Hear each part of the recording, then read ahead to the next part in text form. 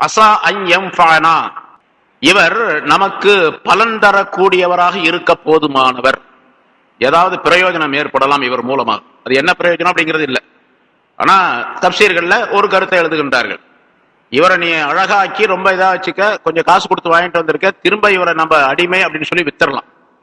விற்கிறதா இருந்தா நம்ம வாங்கினதை விட பல மடங்கு விலைக்கு வித்தரலாம். அது நமக்கு பிரயோஜனம் தானே.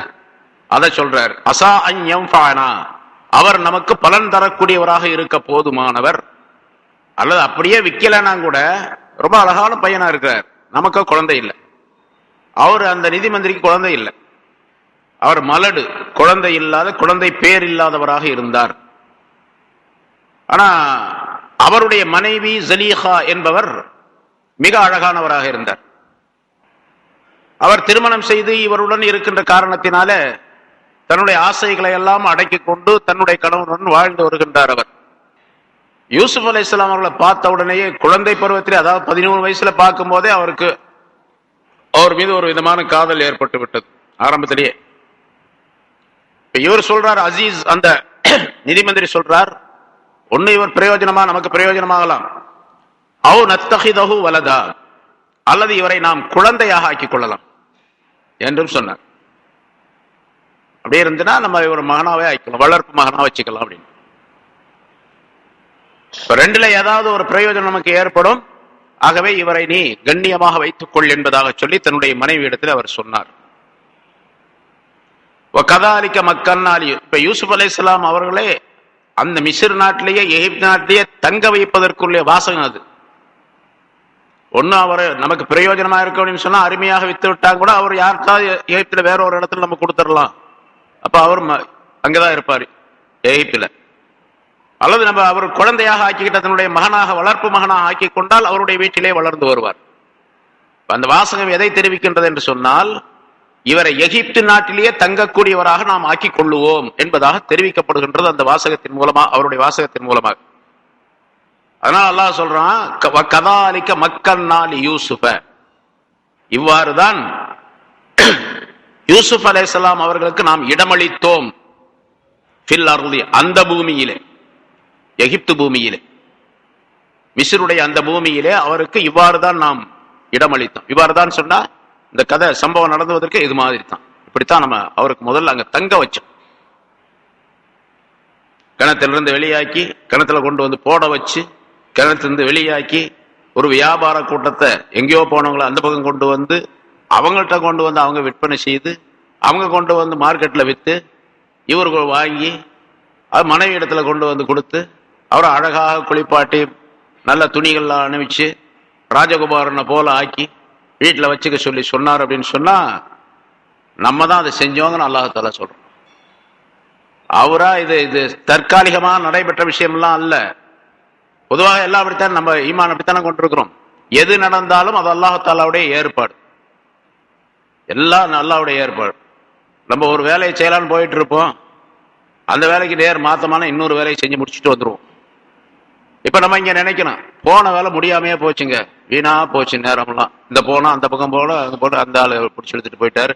எல்லாம் எது நடந்துச்சோ அதுதான் அல்லாஹ் தஆலாவுடைய தக்தீர், அதுதான் நடைபெற வேண்டும் என்று அல்லாஹுடைய நாட்டம். அந்த அடையாவுடைய நாட்டத்தை பொருந்தி கொள்ள வேண்டும்.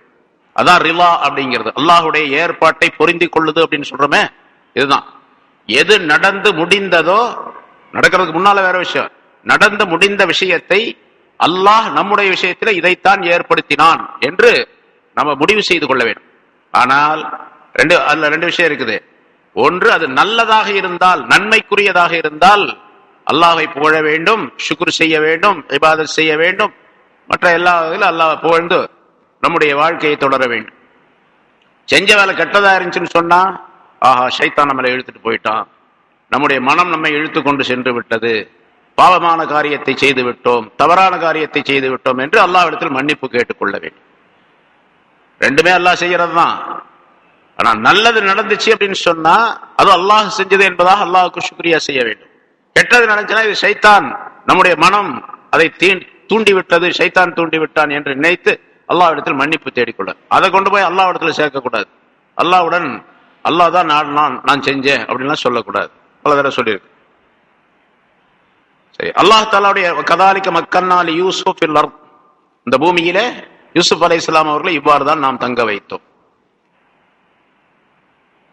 வலினுஅல்லிமஹு மின் தஅவீலில் அஹாதீஸ். சரி, அந்த இடத்துல அல்லாஹ் தஆலா அங்க ஒரு அரச குடும்பத்துல கொண்டு போய் சேர்த்ததுக்கு காரணம் கேட்டா, ஆரம்பத்திலேயே யாக்கூப் அலைஹிஸ்ஸலாம் சொன்னாங்க, யூசுப் அலைஹிஸ்ஸலாம் அந்த கனவு கண்டதாக சொன்ன பொழுது யாக்கூப் அலைஹிஸ்ஸலாம் சொல்றாங்க, கதாலிக யஜ்தபீக ரப்புக வ யுஅல்லிமுக மின் தஅவீலில் அஹாதீஸ் அப்படின்னு சொல்லி தர்றாங்க. தந்தை மகனிடத்துல சொல்றாங்க, இவ்வாறுதான் உம்மை அல்லாஹ் தஆலா தேர்ந்தெடுத்து கொண்டிருக்கின்றான். அதாவது அந்த கனவுல 11 நட்சத்திரங்கள் சந்திரன் சூரியனை பார்த்தாங்க அப்படின்னு சொன்னோமா இல்லையா? யஜ்தபீக ரப்புக, உன்னுடைய ரப்பு உன்னை தேர்ந்தெடுத்து கொண்டிருக்கிறான். வ யுஅல்லிமுக, உனக்கு கற்றுக் கொடுப்பான். மின் தஅவீலில் அஹாதீஸ், கனவுகளுடைய விளக்கத்தை கற்றுக் கொடுப்பான் என்று ஆரம்பத்திலே அந்த கனவு கண்ட நேரத்திலேயே தந்தை யாக்கூப் அலைஹிஸ்ஸலாம் அவர்கள் யூசுப் அலைஹிஸ்ஸலாத்திலே சொன்னார்கள். அல்லாஹ் தஆலா இங்கே சொல்லுகின்றான், இப்போ எகிப்து நாட்டுக்கு வந்த பிறகு சொல்லுகின்றான், வலினுஅல்லிமஹு மின் தஅவீலில் அஹாதீஸ், கனவுடைய விளக்கத்தை அவருக்கு நாம் கற்றுக் கொடுப்பதற்காக வேண்டி இந்த ஏற்பாட்டை செய்தோம். வல்லாஹு காலிபுன் அலா அம்ரிஹி, அல்லாஹ் தஆலா தன்னுடைய காரியத்தின் மீது மிகைத்தவனாக இருக்கின்றான். தன்னுடைய காரியத்தின் மீது மிகைத்தவனாக இருக்கின்றான். அல்லாஹுவை யாரும் மிகைத்து விட முடியாது. அல்லாஹுதான் அவருடைய காரியத்திலே மிகைத்தவனாக இருக்கின்றான். சகோதரர்கள் என்ன நினைச்சாங்கன்னா, யூசுஃபை நம்மை விட்டும் அப்புறப்படுத்தி விட வேண்டும், அவர் இந்த உலகத்திலே இருக்கக்கூடாது அப்படின்னு நினைச்சாங்க. ஆனா அல்லாஹ் தஆலாவுடைய ஏற்பாடு, இவரை உலகத்தில் தான் இருக்க வைப்போம், நீங்க அவரை ஒன்றும் பண்ண முடியாது, உலகத்தில் தான் இருக்க வைப்போம் என்பது மட்டுமல்ல, உயர்தரமான இடத்திலே கொண்டு போய் சேர்ப்போம், இவருக்கு அருமையான விஷயங்களை நாம் கற்றுக் கொடுப்போம், இவரை நபியாக ஆக்குவோம், இவருக்கு கனவுடைய விளக்கங்களை தருவோம், ஆட்சி செய்யக்கூடிய மிகப்பெரிய திறமையை இவருக்கு நாம் கொடுப்போம். எவ்வளவு பெரிய திறமை பின்னால் அல்லாஹ் தஆலா சொல்றாது, அவ்வளவு திறமை. பல ஆயிரக்கணக்கான மனிதர்கள் ஆலோசித்து செய்தாலும் கூட செய்ய முடியாத ஒரு வேலையை யூசுப் அலைஹிஸ்ஸலாம் தனியாக இருந்து செய்து காட்டினார்கள் அங்கே எகிப்தில. அதுக்கு பின்னால வருது அந்த விஷயங்கள்லாம். அப்படிப்பட்ட அல்லாஹ் தஆலா தான் எதை நாடினானோ அதை செய்து முடிப்பதிலே காலிப், அவன் வெற்றியாளன், அவன் மிகைத்தவன், யாவற்றையும் மிகைத்தவன், எல்லோரையும் மிகைத்தவன். அவனை மிகைப்பதற்கு எந்த சக்தியும் கிடையாது. உன்னுடைய கனவை சொல்லாதேன்னு சொல்லி யாக்கூப் அலைஹிஸ்ஸலாம் சொன்னாங்க, லா தக்ஸுஸ் ருயாக, கனவை சொல்லாதேன்னு சொல்லி அது சொல்லிட்டாங்க. எப்படி சொன்னாங்க அப்படிங்கிற வரலாறுலாம் இதுல இல்ல, நம்ம ஆரம்பத்திலே சொன்னது. எப்படியா அந்த சகோதரருக்கு அந்த கனவு தெரிஞ்சு வச்சு, அது தெரிஞ்சதுனாலதான் வம்பு இந்த வந்துச்சு. ஏன்னு கேட்டா, இங்க அல்லாஹ் தஆலா தன்னுடைய கலபத், தன்னுடைய வெற்றியை தான் வெற்றி பெறுவான் என்பதை நிலைப்படுத்த வேண்டும் என்பதற்காக வேண்டி அந்த கனவை சகோதரர்களுக்கு வெளிப்படுத்தி வைத்தான். இந்த வல்லாஹு காலிபுன் அலா அம்ரிஹி அப்படிங்கிற ஆயத்துல ஆரம்பத்திலிருந்து அந்த விளக்கங்களை நாம் காண வேண்டும். அந்த சரித்திரத்தை சகோதரருக்கு சொல்லாதேன்னு தாபனார் சொன்னாரு, ஆனா எப்படியாவது தெரிஞ்சு போச்சு. அது அல்லாஹ் தஆலா தன்னுடைய காரியத்தில் வெற்றி பெற வேண்டும், அவன் நினைத்தது நடக்க வேண்டும் என்பதற்காக வேண்டி அதை அல்லாஹ் தஆலா வெளிப்படுத்தினான். அதே போன்று யூசுப் அலைஹிஸ்ஸலாம் அவர்கள் தந்தை இடத்துல ரொம்ப மதிப்புக்கும் மரியாதையும் உரியவராக இருக்கின்றார், அவரை எப்படியாவது அகற்றிவிட வேண்டும் என்பதாக சகோதரர்கள் நினைத்தார்கள். ஆனால் அகற்றினார்கள். அவர்கள் தந்தையை விட்டு யூசுஃபை அகற்றி தனியாக கொண்டு வந்ததே என்ன ஆச்சுன்னு கேட்டா, அவருக்கு ஒரு பெரிய மதிப்பையும் மரியாதையும் உண்டாக்குவதற்காக உள்ள காரியமாக அது ஆயிடுச்சு. இப்ப இந்த இடத்துல அல்லாஹ் தஆலா தான் வெற்றி பெற்றார், அவங்க தோத்து போயிட்டாங்க. இது மாதிரி என்னென்ன நிகழ்ச்சிகள் நடக்கின்றனவோ அதுல அல்லாஹ் தஆலா தான் எதை நாடுகின்றானோ அது வெற்றியாகி மேலோங்கி வரும். அல்லாஹ் தான் வெற்றியாளனாக இருக்கும். அதற்கு எதிராக சூழ்ச்சி செய்யக்கூடியவர்களாம் தோத்து போயிடுவாங்க அப்படிங்கிற அர்த்தம். அங்க மார்க்கெட்ல விலை பேசினாங்க அடிமைகளை, யாராவது வாங்கிட்டு போயிருக்கலாம்ல, அந்த அசீஸ் தான் வந்து வாங்கணும் அப்படிங்கிற ஒரு ஏற்பாட்டை செய்து அது அல்லாஹ் தான். ஏன்னு கேட்டா அல்லாஹ் நாடியது நடக்க வேண்டும் என்பதற்கான இந்த ஏற்பாட்டை செய்தான் என்பதாகவும் குறிப்பிடுகின்றார். வல்லாஹு காலிபுன் அலா அம்ரிஹி, அல்லாஹ் தஆலா தன்னுடைய காரியத்தின் மீது வெற்றியாளனாக மிகைத்தவனாக அவன் இருக்கின்றான் என்பதாக. ஆனா அல்லாஹ் தான் நாடியதைத்தான் செய்து முடிப்பான், அல்லாஹ் நாடியதுதான் நடைபெறும், அவன் தான் வெற்றி பெறுவான் என்பதை ரொம்ப பேர் விளங்கின்றதில்லை. வலாக்கின் அக்ஸர அன்னாஸி லா யஅலமூன், எனினும் மனிதர்களில் பெரும்பாலானவர்கள் இதை அறிவதே இல்லை, விளங்குறதே இல்லை. இது விளங்காத காரணத்தினால அல்லாஹ்வை மறந்துட்டு உலக ரீதியிலே என்னென்ன நடைபெறுகின்றதோ அதை வைத்து தீர்மானம் செய்து கொள்ளுகின்றார். கொஞ்சம் தவறி போச்சுங்க, கொஞ்சம் அப்படி லேசா அதை அந்த பக்கம் திரும்பி இருந்தேன் அப்படின்னு சொன்னா அது வந்திருக்கு. ஒரு ஆளை நம்ம போய் பார்க்கணும்னு போனோங்க, அவர் மட்டும் கிடைச்சிருந்தாருன்னா எப்படி ஒரு 2 லட்சம் ரூபா கிடைச்சிருக்கு. ஒரு வியாபாரம் அங்கே தொடங்கலான்னு போனோம், கொஞ்சம் மிஸ் ஆயிடுச்சு. இல்லைன்னு சொன்னா அந்த வியாபாரம் நமக்கு வந்துருந்துச்சு அப்படின்னு சொன்னா எப்படி 1 லட்சம் ரூபா கிடைச்சிருக்கு அப்படின்னு இப்படிலாம் சொல்லுவாங்க மனிதர்கள். அல்லாஹால எதை நாடுன்னா அதான் நடக்கும் அப்படிங்கிறத மறந்துடுறாங்க. அப்படிங்கிறத அல்லாஹ் குறிப்பிடுறாங்க. இந்த கதையை கேட்கக்கூடிய, இந்த ஆயத்தை கேட்கக்கூடிய நாம் என்ன செய்யணும் கேட்டா, அல்லாஹ் எது நடந்து சொன்ன மாதிரி எது நடந்து முடிந்ததோ அதுதான் அல்லாஹாலாவுடைய நாட்டம். இப்ப தெரியாது நமக்கு அல்லாஹ்வுடைய நாட்டம் என்ன அப்படின்னு நமக்கு தெரியுமா? தெரியாது. அடுத்தாப்புல என்ன நடக்குதோ அதுதான், அது அல்லாஹ்வுடைய நாட்டம். நடந்து முடிந்தது அல்லாஹ்வுடைய நாட்டம். அல்லாஹ் தன்னுடைய காரியத்திலே வெற்றி கொள்ளக்கூடியவனாக இருக்கின்றான் என்ற உணர்வு இருக்க வேண்டும் என்பதை அல்லாஹால தெரியும். ஆனா பெரும்பாலான மனிதர்கள் இருக்கிறாங்களா? இல்ல அப்படிங்கிறதை அல்லாஹால சொல்லிடுறான். வலாக்கின் அக்ஸரன் நாஸி லா யஅலமூன். எனினும் மனிதர்கள் பெரும்பாலானவர்கள் இதை விளங்குவதில்லை, அறிவதில்லை என்பதால்.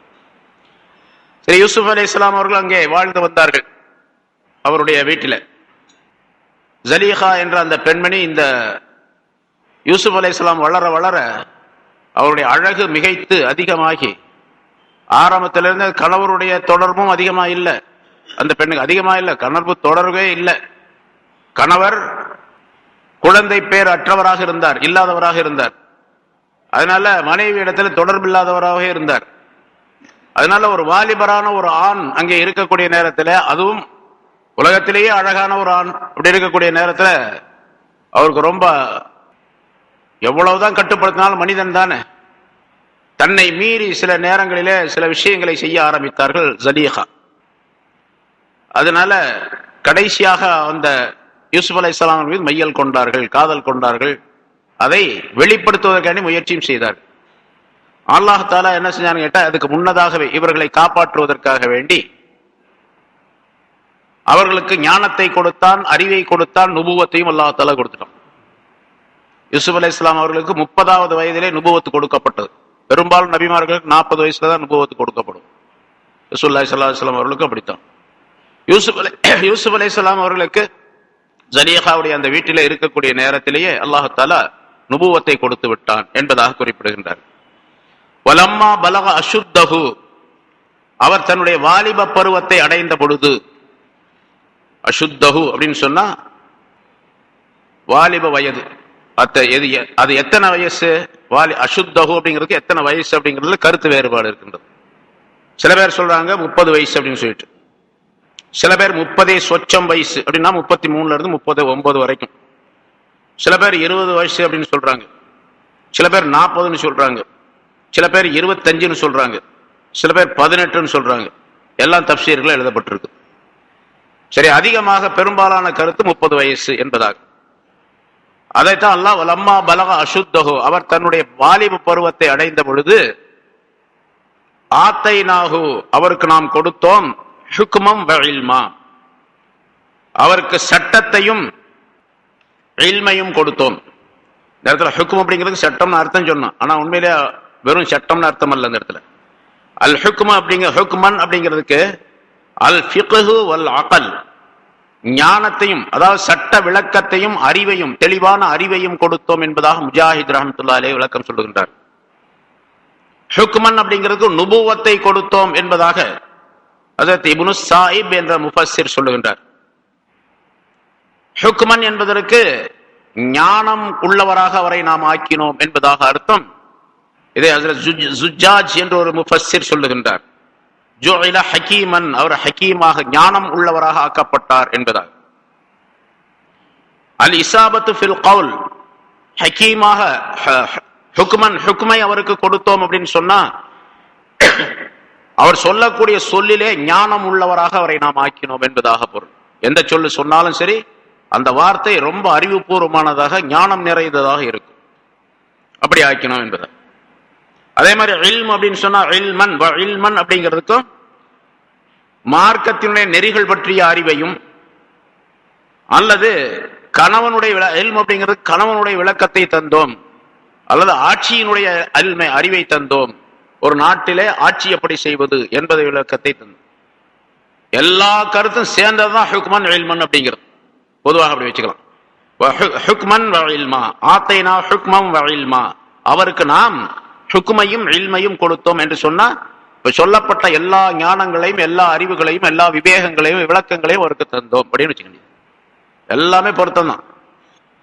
சரி, இந்த நல்ல பருவ வயது அடைந்து நல்ல தெளிவான புத்தி இருக்கக்கூடிய ஒருவர், அவருக்கு அல்லாஹாலா இப்படி எல்லாம் கொடுப்பானா அப்படின்னு கேட்டா நமக்கும் கூட கிடைக்கும். ஆனா நுபுவத்து கிடைக்காது.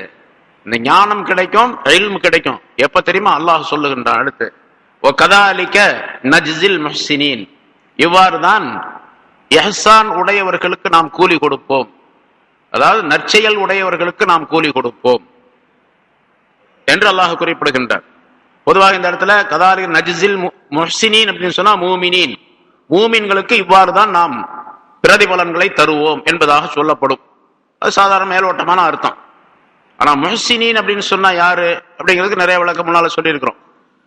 அமல் செய்யக்கூடியவர்கள் அப்படிங்கிறதுல அந்த அமலை பேணுதலாக செய்யக்கூடியவர்கள், இஹ்லாஸா செய்யக்கூடியவர்கள், அல்லாஹ்வை முன்னிறுத்தி செய்யக்கூடியவர்கள். இஹ்சான் என்பதற்கு என்னென்ன விளக்கம் சொன்னோமோ அதுவெல்லாம் இதுக்குள்ளவர்.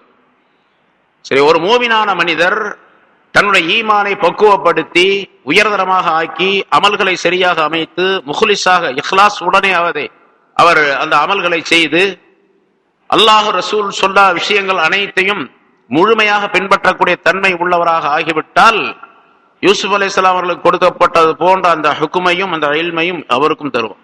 கதாலிக நஜ்ஸில் முஹ்ஸினீன், முஹ்ஸினீன்களிலே சேர்ந்தவர் யூசுப் அலைஹிஸ்ஸலாம் அவர்கள். பின்னால யார் யார் முஹ்ஸினீன்களாக வருகின்றார்களோ அவர்களுக்கும் இது கிடைக்கும். ஆனா நுபுவத்து கிடைக்காது, நுபுவத்துடைய தன்மை கிடைக்காது, நுபுவத்தின் உயர்ந்த அந்தஸ்து கிடைக்காது. அது மாதிரி உள்ள ஒரு பகுதி கிடைக்கும். ரசூலுல்லாஹி ஸல்லல்லாஹு அலைஹி வஸல்லம் சொன்னாங்களா இல்லையா? முன்னால ஆரம்பத்துல இந்த சூராவுடைய ஆரம்பத்துல சொன்னோம், கனவுக்கு விளக்கம் அப்படின்னு சொல்லக்கூடிய அந்த பகுதியில சொன்னோம். ரசூலுல்லாஹி ஸல்லல்லாஹு அலைஹி வஸல்லம் அவர்கள் சொன்னார்கள், அர்-ருயத்து ஸாலிஹா, நல்ல கனவு நுபுவத்திலே 46 ஒரு பகுதி என்பதாக சொன்னார். நுபுவத்திலே 46 ஒரு பகுதி. நல்ல கனவு காணுகின்றார், ராத்திரில கனவு காண்றார், காலையில பார்க்கும்போது கனவுல என்ன கண்டாரோ அது மாதிரி நடக்குது அப்படின்னு வச்சுக்கிட்டா அது நல்ல கனவு. நல்ல கனவு நல்ல கெட்டவன் நமக்கு தெரியும் இல்லையா? சில பேர் சொல்றாங்க. ஒருத்தர் நேற்று போன் பண்ணார், அவர் பதில் சொல்றேன்னு சொன்ன என்ன சொல்லலை, அவர் திரும்பி போன் பண்ணவே இல்லை. என்ன கேட்டாருன்னா, ஒரு ஆலிம்சா தான் வந்து ஒரு கனவு கண்ட ஜெத்தும் காலையில் கரெக்டாக 4 மணி முழிச்சுக்கிட்டேன். 4 மணி அப்போ நிறைய ஆலிம்கள் கூட்டமாக நிறைய ஆலிம்ஷாக்கள்லாம் இருக்கிறாங்க, இமாம்கள்லாம் இருக்கிறாங்க. அதில் நீங்களும் இருக்கிறீங்க, என்ன நீங்களும் இருக்கிறீங்க. ஒரு பெரிய வௌவால் வந்துச்சு, அந்த வௌவாலை நான் பிடிச்சிக்கிட்டேன். நீங்கள் வந்து ஒரு கத்தியில் அதை போட்டு அறுத்துட்டீங்க அந்த வௌவால். என்ன விளக்கம் அப்படின்னு கேட்டார். தெரியல பாபா, நான் கத்தியும் இல்லை வௌவாலும் இல்லை, நானும் பார்த்து சொல்கிறேன்னு சொன்னேன், நான் பார்த்து சொல்லலை அதை. ஆனால் வௌவால் அப்படிங்கிறதுக்கு அர்த்தம் பார்த்தேன், கனவு விளக்கம் பார்த்தேன். நம்ம ஒன்று பார்ப்போம், அது ஒன்று இருக்கும். கனவுக்கு விளக்கம்னு சொல்லிட்டு பெரிய புத்தகம் எழுதியிருக்கிறாங்க. இப்னு சீரின் தான் அது முன்னால் சொல்லியிருக்கேன். இப்னு சீரின் தான் கனவுல விளக்கத்தில் முதல்வராக இந்த உம்மத்தில் இருக்கிறாங்க அப்படின்னு சொல்லிட்டு அவங்க பெரிய புத்தகம் எழுதியிருக்காங்க. ஆயிரக்கணக்கான கனவு விளக்கங்கள் எழுதி வச்சிருக்கிறாங்க. பல்லாயிரக்கணக்கான விளக்கங்கள் இருக்குது. நம்ம ஒரு கனவு பார்ப்போம், அந்த கனவுக்கு விளக்கத்தை அந்த புத்தகத்தில் பார்த்தா அது மட்டும் இருக்காது, மற்றதெல்லாம் இருக்கு. ஏன்னா நம்ம கண்ட கனவு வேற மாதிரி இருக்கும், அதுக்கு இதுக்கு சம்பந்தமே இருக்காது. சரி, வௌவால பார்த்தா கேட்ட இம்ராத்துன் சாஹிர், சூனிய செய்யக்கூடிய பொம்பளைன்னு அர்த்தம் இருக்கு வௌவால கனவுல கண்டா. ஆனா கனவுல காண்றது அப்படிங்கிறதுல பல விதம் இருக்கு. ராத்திரில பார்த்தாரா, பகல்ல பார்த்தாரா, கோடை காலத்துல பார்த்தாரா, வெயில் காலத்துல, மழை காலத்துல பார்த்தாரா, அப்படிங்கிறதுக்கெல்லாம் விளக்கங்கள் தனித்தனியா இருக்குது. முன்னாலே சொல்லியிருக்கிறது. இது மாதிரி சில விளக்கங்களை அல்லாஹாலா தருவான், நல்ல விளக்கங்கள். நல்ல என்ன சொன்ன 46 ஒரு பகுதி, நுபுவத்திலே 46 ஒரு பகுதி நல்ல கனவு. ஒரு மனிதனுக்கு நல்ல கனவு வர்றதே இவன் நல்லவன்கிறதுக்கு அடையாளம். நல்ல கனவு வர்றதே நல்லவர் அப்படிங்கிறதுக்கு அடையாளம். இன்னொரு சட்டமும் விளங்கணும். என்ன கேட்டா, சில பேரு ரசூலுல்லாஹி ஸல்லல்லாஹு அலைஹி வஸல்லம் வந்து நுபுவத், அதாவது அர்-ருயத்து ஸாலிஹா, நல்ல கனவு நுபுவத்திலே 46 ஒரு பகுதி அப்படின்னு சொன்னதை வச்சுக்கிட்டு நல்ல கனவு யார் யார் காண்கிறார்களோ அவங்கெல்லாம் நபின்னு சொல்லலாம் தன்னை அப்படின்னு சொல்றோம். அவங்கெல்லாம் நபின்னு சொல்லலாம் அப்படின்னு. இந்த குலாம் அஹமது காதியானி அப்படி சொன்ன ஆள், காதியானியுடைய அந்த கூட்ட தலைவர், எனக்கு நல்ல கனவெல்லாம் நிறைய வருது, ஓரம் கெட்ட கனவு தான் வந்தது, கெட்ட கனவு நல்ல கனவுன்னு சொல்றான் அந்த ஆளு. அதனால நானும் நபிதான் அப்படின்னு சொல்லிட்டு இருந்தான். அதுக்கு விளக்கம் எழுதுகின்றார்கள். ஒரு மனிதருடைய இப்ப ஜுசு அப்படின்னு சொல்றாங்க. 46 ஒரு ஜுசு, ஒரு பகுதி அப்படின்னு சொல்றாங்க ஸல்லல்லாஹு அலைஹி வஸல்லம். ஒரு மனிதர் நல்ல கனவு காணக்கூடியவராக இருந்தால் 46 ஒரு ஜுசு, ஒரு பகுதி இருக்கின்றது அப்படின்னு அர்த்தம் தானே தவிர அவர் 46 பகுதியாகவும் ஆயிட முடியாது. அதாவது நபியாக ஆக முடியாது. ஒரு மனிதர் இறந்து போறாரு, அதுக்கு உதாரணம் சொல்றாங்க. ஒரு மனிதர் இறந்து போறாரு, அவருடைய உறுப்புகள்ல ஏதாவது ஒண்ணு எடுத்து வைக்கப்பட்டிருக்கின்றது, ஏதாவது கட்டிங் பண்ணியோ அல்லது ஆபரேஷன் பண்ணி எடுத்து வச்சிருக்கிறாங்க. அவர் மூத்தா போறார், அந்த உறுப்பு அங்க பாதுகாக்கப்பட்டு வைக்கப்படுது. அப்ப அவருடைய உறுப்புகளிலே ஒரு ஜுசு இருக்குது, ஒரு பகுதி இருக்குது. இங்க அவர் இருக்கிறனா அந்த பகுதி இருக்கிறதுனால கையோ காலோ இதயமோ மூளையோ ஏதோ ஒரு காரணம் என்ன எடுத்து வச்சிருக்கிறாங்க. அந்த பொருள் இருக்கிறதுனால அவரே இருக்கிறார்னு அர்த்தமா? இப்போ அதுக்கு விளக்கம் சொல்லுவார்கள் உலமாக்கள். அதனால அந்த ஜுசுங்கிறத வச்சுக்கிட்டு நான் நபின்னு சொல்லக்கூடாது, அது பெரிய தப்பு.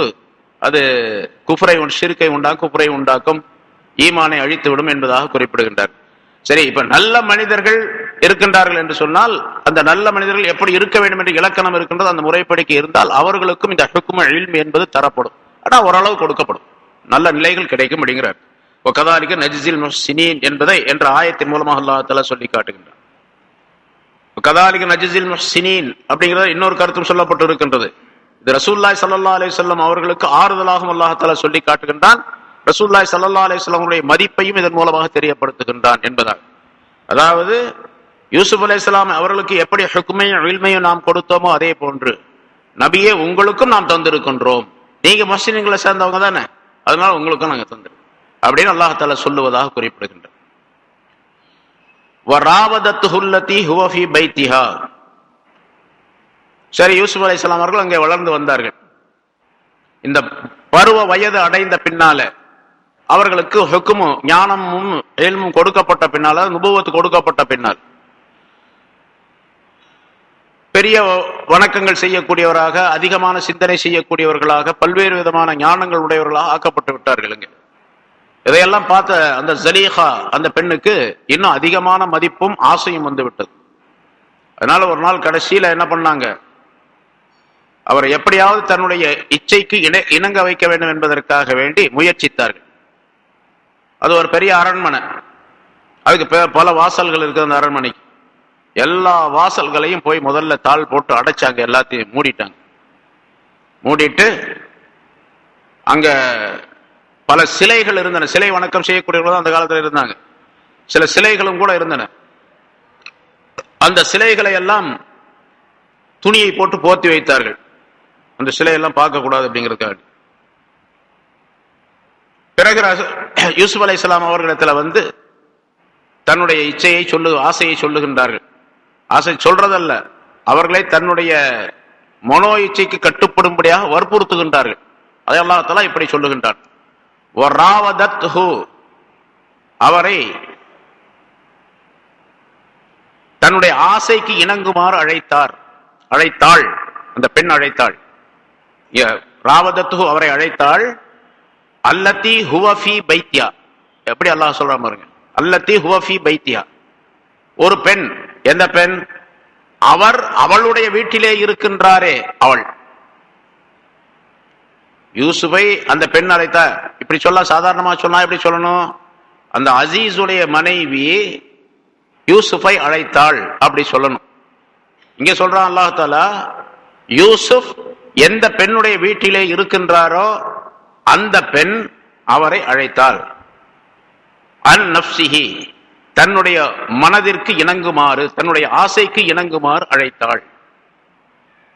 அன் நஃப்ஸி, ராவதத்துஹு அன் நஃப்ஸின்னு சொன்னால ஆசைக்கு இணங்குமாறு அழைத்தாள். அல்லதி ஹுவ ஃபீ பைத்திஹா, யார் எந்த பெண்ணுடைய வீட்டிலே அவர் இருக்கின்றாரோ அந்த பெண் அழைத்தாள். அப்ப எல்லா கதவெல்லாம் அடிச்சு வகல்லகத்தில் அபுவாவ, வாசல்களை எல்லாம் அடைத்து விட்டாள், தாள் போட்டு விட்டாள். வகாலத், அந்த பெண் சொன்னாள், ஹை தலக், வா, முன்னேறி வா, என்னிடத்தில் வா என்று சொன்னாள்.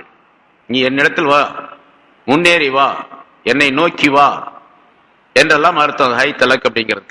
அது இந்த கிபித்தி மொழியில சொல்லப்படக்கூடிய வார்த்தை. அது கிபித்தி மொழியை அரபியாக்கி அல்லாஹ் தஆலா அரபி மொழியாக ஆக்கி வைத்திருக்கின்றான். குர்ஆன்ல முன்னால் ஆரம்பத்திலே சொன்னான், பல வார்த்தைகள் வேறு மொழிகளை சேர்ந்தவை இருக்கு. நூற்றுக்கணக்கான மொழிகளில் இருந்து எடுக்கப்பட்டு குர்ஆனிலே அரபி வார்த்தையாக ஆக்கப்பட்டு இருக்கின்றது. முஅர்ரப் என்பதாக சொல்லுவார்கள். அரபி அல்லாத மொழியை அரபியாக ஆக்கி அரபியிலே கொண்டு வந்து அரபியிலே அல்லாஹ் தஆலா குர்ஆனாக ஆக்கி வைத்திருக்கிறார். ஆரம்பத்தில் ஒரு சட்டம் சொன்னோம், இன்னா அன்ஸல்னாஹு குர்ஆனன் அரபியா, நாம் அரபி மொழியை சேர்ந்த குர்ஆனை உமக்கு இறக்கி வைத்திருக்கின்றோம் என்று அல்லாஹ் தஆலா சொன்னார். ஒருத்தர் சொல்றாரு, இந்த ஹைத்தலக் அப்படிங்கிறது அரபி அல்ல, ஆக குர்ஆன்ல அரபி கிடையாது, குர்ஆன்ல அரபி அல்லாத வார்த்தைகளும் இருக்கின்றன, அதனால குர்ஆன் பூராத்தையும் அரபின்னு நான் சொல்ல மாட்டேன் அப்படின்னு சொன்னா அவர் காஃபிர் ஆயிடுவார். ஏன்னா இன்னா அன்ஸல்னாஹு குர்ஆன அரபியா அப்படின்னு சொல்றான் அல்லாஹ் தஆலா.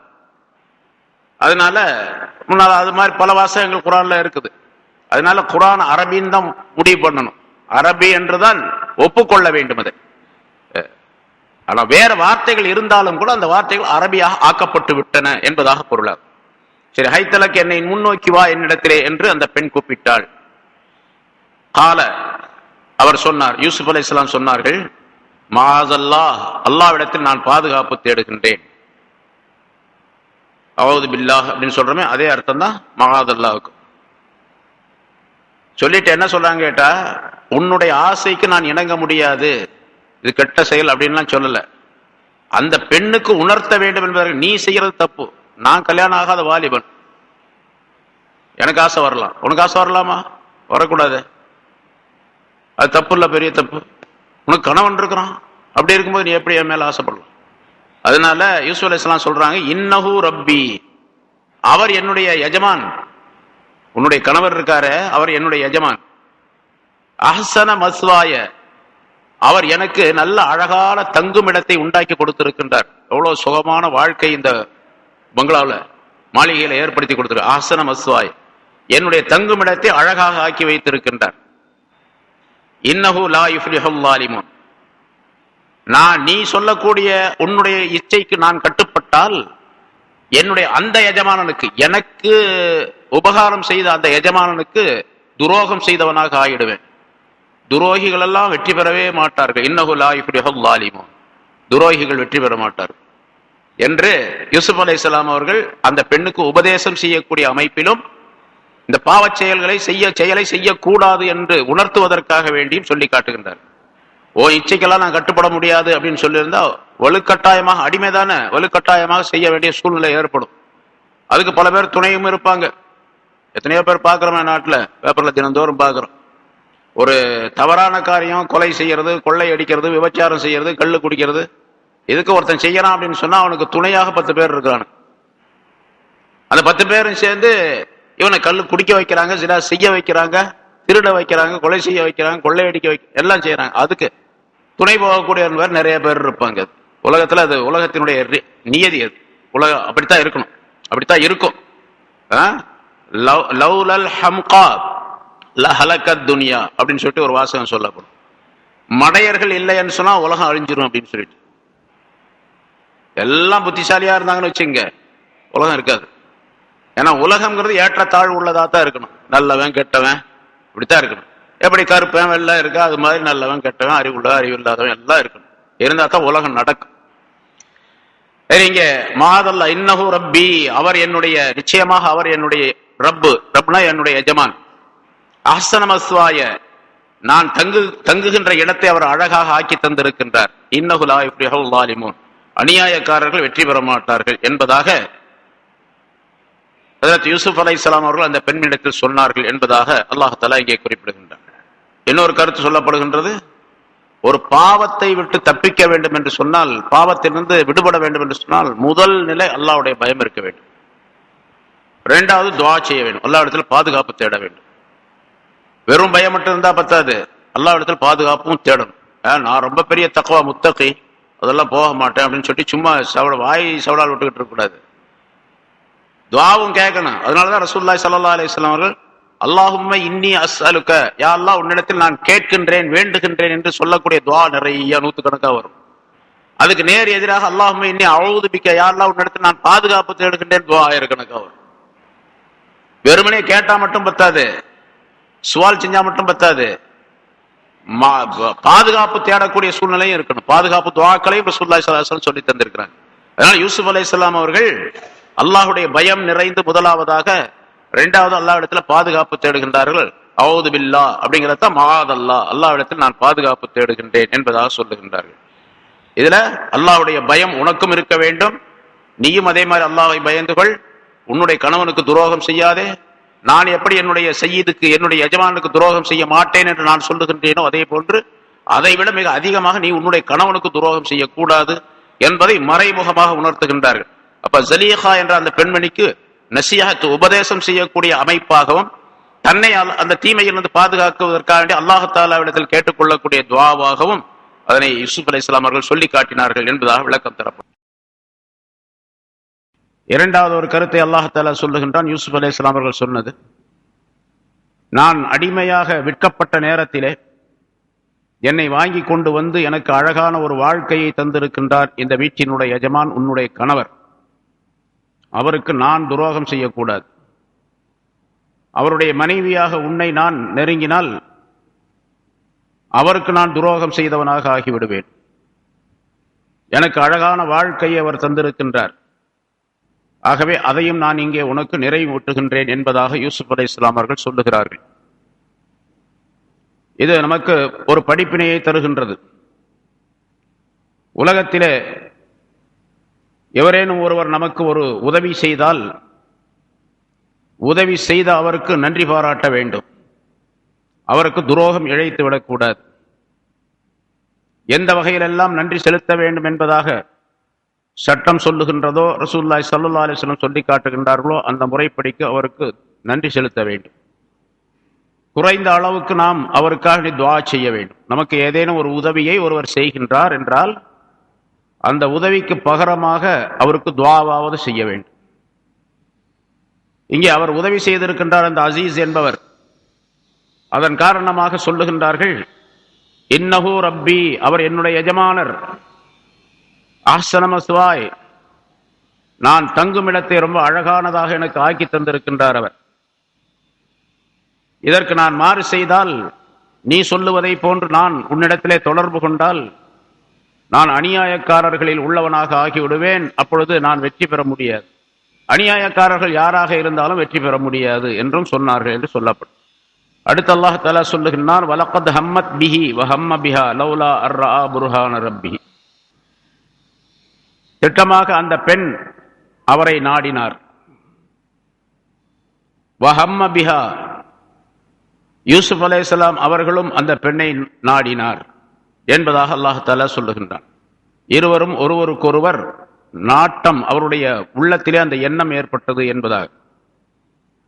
ஹம்ம என்று சொன்னால் மனதிலே மனிதன் நினைக்கக்கூடிய எண்ணங்கள் பல்வேறு வகைப்பட்டவையாக இருக்கின்றன. லேசான எண்ணம், அதிலே கொஞ்சம் உறுதியானது, அதிலும் கொஞ்சம் உறுதியானது, அதிலும் கொஞ்சம் உறுதியானது என்று ஒரு 6-7 வகைகள் இருக்கின்றன மனிதனுடைய எண்ணங்களிலே. அதிலே ஹம் என்று சொன்னால், இங்கே இந்த ஹம் என்பதற்கு மாறுபட்ட கருத்துகள் இருந்தாலும் கூட, அர்த்தங்கள் இருந்தாலும் கூட, ஜலீஹா என்ற அந்த பெண்மணி யூசுப் அலைஹிஸ்ஸலாம் அவர்களை நாடியது அஸ்மியத்தை சேர்ந்தது. உறுதியாக அவரிடத்தில் நான் தொடர்பு கொண்டு விட வேண்டும், அவரை அடைந்து விட வேண்டும் என்ற எண்ணத்தில் தான் அந்த எண்ணம் வலுப்பெற்றதாக ஜலீஹாவுக்கு இருந்தது. ஆனால் யூசுப் அலைஹிஸ்ஸலாம் அவர்களுக்கு அந்த எண்ணம் இல்லை. ஹம் என்பதற்கு சாதாரணமான விளக்கம் என்ன இருக்கின்றதோ அந்த எண்ணம் இருந்தது என்பதாக முன்னாலும் சில ஆயத்துகளுக்கு விளக்கம் சொல்லும் போது சொல்லி இருக்கின்றேன்.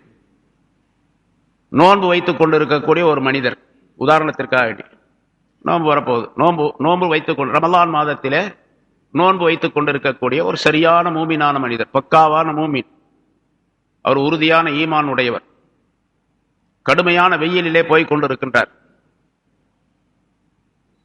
போகும்பொழுது வழியிலே கடுமையான தாகம், பசி. அந்த நிலையிலே அவருக்கு தண்ணீர் தென்படுகின்றது, அல்லது தண்ணீர் யாராவது கொடுக்கின்றார்கள். அந்த தண்ணீர் தென்படக்கூடிய நேரத்திலே அவர் நினைப்பார், இந்த தண்ணீரை குடித்தால் நன்றாக இருக்கும் என்பதாக நினைப்பார். ஆனால் குடிப்பாரா? கட்டாயமாக குடிக்க மாட்டார். ஏன்னா ரமலான் மாதம் பரலான நோன்பு, அதை முறிக்கக்கூடாது, முறித்தால் கடுமையான குற்றம், அந்த குற்றத்திற்கு பரிகாரமும் கடுமையானது என்றெல்லாம் தெரியும். ரமலான் மாசத்துல நோன்பு வச்ச பின்னால ஒரு மனிதர் வேண்டுமென்றே நோன்பை முறித்து விட்டால் அதற்கு பகரம் என்ன தெரியுமா? 2 மாசம் தொடர்ந்து நோன்பு வைக்கணும், 60 நோன்பு வைக்கணும். ஒரு நோன்பை விட்டுட்டா, வேண்டுமென்றே விட்டுட்டா 60 நோன்பு பரிகாரமாக கஃபாராவாக வைக்க வேண்டும். இந்த குற்றமெல்லாம் தெரியும் அவருக்கு. அதனால அவர் நோன்பை முறிக்க மாட்டார். தண்ணி இருந்தா நல்லா இருக்குமே நினைச்சது என்னப்பா? அது லேசான ஒரு நினைப்பு. பசிக்கின்றது, வழியில போயிட்டு இருக்காரு, கடையில இருந்து பிரியாணி வாசம் வருது, வடை போடுற வாசம் வருது, சாப்பிடுவாரா? போய் சாப்பிட மாட்டார், கொடுத்தாலும் சாப்பிட மாட்டார். சரியான மூமினாக இருந்தால் உன்னுடைய நோன்பை விட்டுவிடு, நீ கடுமையான பசி தாகத்தில் இருக்கின்றாய், இந்த தண்ணியை குடி, இந்த ஜூஸை குடி, இந்த பிரியாணி சாப்பிடு, உனக்கு 1 கோடி ரூபாய் தர்றேன் அப்படின்னு சொன்னாலும் கூட சாப்பிட மாட்டார். இல்லையா? அந்த 1 கோடியை விட அல்லது பல கோடியை விட அவருடைய ஒரு நோன்பு தான் பெருசு. அல்லாஹ் தஆலாவுடைய கட்டளையை நிறைவேற்றுவதுதான் பெருசு ஒரு மூமினான மனிதருக்கு. எத்தனை கோடி கொடுத்தாலும் சாப்பிட மாட்டார், நல்ல மூமினாக இருந்தார். அதுபோன்று இங்கே எண்ணம் என்பது யூசுப் அலைஹிஸ்ஸலாம் அவர்களுக்கு ஒரு எண்ணம் வருகின்றது. அந்த எண்ணம் ஹம் என்பதாக சொல்லப்படும். இன்னும் அதற்கு கீழே உள்ளது ஹஜஸ் என்பதாக ஒரு வார்த்தை உண்டு அரபியில. லேசான ஒரு எண்ணம், அப்படி காணல் நீர் போன்ற ஒரு எண்ணம் வரும். அதுவெல்லாம் உறுதியான எண்ணம் அல்ல. எப்படி அந்த நோன்பாளிக்கு ஒரு எண்ணம் வருகின்றதோ அதுபோல். ஆனா ஜலீஹாவுக்கு வந்த அந்த எண்ணம் உறுதிப்பட்ட எண்ணம். அது வலகத் ஹம்மத் பிஹி, அவரை அவள் நாடினாள், உறுதியாக அவரை அடைய வேண்டும் என்று நாடினார் அந்த பெண்மணி. வஹம்ம பிஹா, அந்த பெண்ணை அவரும் நாடினார் என்று சொன்னால் இந்த 2வது நாட்டம் என்பது முதல்ல சொல்லப்பட்ட இந்த நாடு லேசான ஒரு எண்ணம், மேலோட்டமான ஒரு எண்ணம் வந்தது. ஆக ஒரே வார்த்தை தான், ஒரே மாதிரி வார்த்தை தான், ஹம்ம ஹம்ம என்றுதான் ஹம்மச் ஹம்ம என்று வருகின்றது. ஆனா 2க்கும் வித்தியாசம் இருக்கின்றது. இருந்தாலும் உலமாக்கள் இந்த இடத்துல பல்வேறு விதமான கருத்துக்களை சொல்லி இருக்கின்றார்கள். பின்னால் அடுத்து ஒரு ஆயத்தை அல்லாஹ் தஆலா சேர்த்து சொல்லுகின்றான்.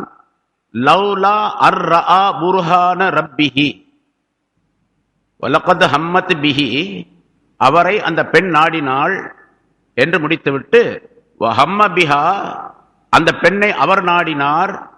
லவ்லா அர்ரா புர்ஹான ரப்பிஹி, தன்னுடைய ரப்புடைய தெளிவான ஆதாரத்தை அவர் பார்த்திராவிட்டால் அந்த பெண்ணை அவர் நாடியிருப்பார், நினைத்திருப்பார், எண்ணம் கொண்டிருப்பார் என்று அல்லாஹ் தஆலா சொல்லுகின்றான். இந்த லவ்லா அர்ரா புர்ஹான ரப்பிஹி என்ற அந்த நிபந்தனை வார்த்தை இருக்கின்றதே, அது முன்னால் உள்ள அந்த வார்த்தையோடு சேர்த்து சொல்ல வேண்டும், அந்த வாசகத்தோடு சேர்த்து சொல்ல வேண்டும் என்பதாக சில உலமாக்கள் குறிப்பிடுகின்றார்கள். இல்ல, அவரும் நினைச்சார்தான் லவ்லா அர்ரா புர்ஹான ரப்பிஹி அப்படிங்கிறதுக்கு தனி அர்த்தம் செஞ்சு அதற்கு ஒரு விடை சொல்லணும். பின்னால நிபந்தனை வார்த்தை ஷர்த்து இருக்கின்றது, ஜவாப் அதுக்கு சொல்ல வேண்டும், அது வேற கருத்து. ஹம்ம பிஹா அப்படின்னு யூசுப் அலைஹிஸ்ஸலாம் அவர்கள் நினைத்தது உண்மைதான். ஆனா அந்த நினைப்பு முன்னால நம்ம சொன்ன மாதிரி அந்த மாதிரி நினைப்பு. இப்ப தப்சீர் பார்த்துட்டு இருக்கும்போது அருமையான கருத்தை ஒரு தப்சீர்ல எழுதினாங்க. அல்லாஹ் தஆலா இப்படி சொல்லி இருக்கலாம் இல்லையா? ஆனா ஹம்ம பிஹா அப்படிங்கிறதுக்கு யூசுப் அலைஹிஸ்ஸலாம் அவர்கள் நினைக்கவே இல்லை. அந்த மாதிரி ஒரு தவறான வேலையை செய்ய வேண்டும் என்று நினைக்கவே இல்லை, அருவருக்கத்தக்க செயலை செய்ய வேண்டும் என்று நினைக்கவே இல்லை. இருந்தாலும் லேசான ஒரு ஷைத்தானுடைய அந்த தூண்டுதல் அங்கே ஏற்பட்டது அப்படிங்கிற அர்த்தம். நப்சு இருக்கின்றதே, மனம், அது அந்த மாதிரி ஒரு எண்ணத்தை உண்டாக்கியது. ஆனாலும் அவர்களுடைய உறுதி அதை விட்டும் தப்பித்துக் கொள்ள வேண்டும் என்பதற்காக பின்னால முன்னால சொல்லப்பட்ட ஏராளமான விளக்கங்கள் அதற்கு சான்றுகளாக அமைந்திருக்கின்றன. சரி, இதற்கு ஒரு விளக்கம் சொல்லுகின்றார்கள்.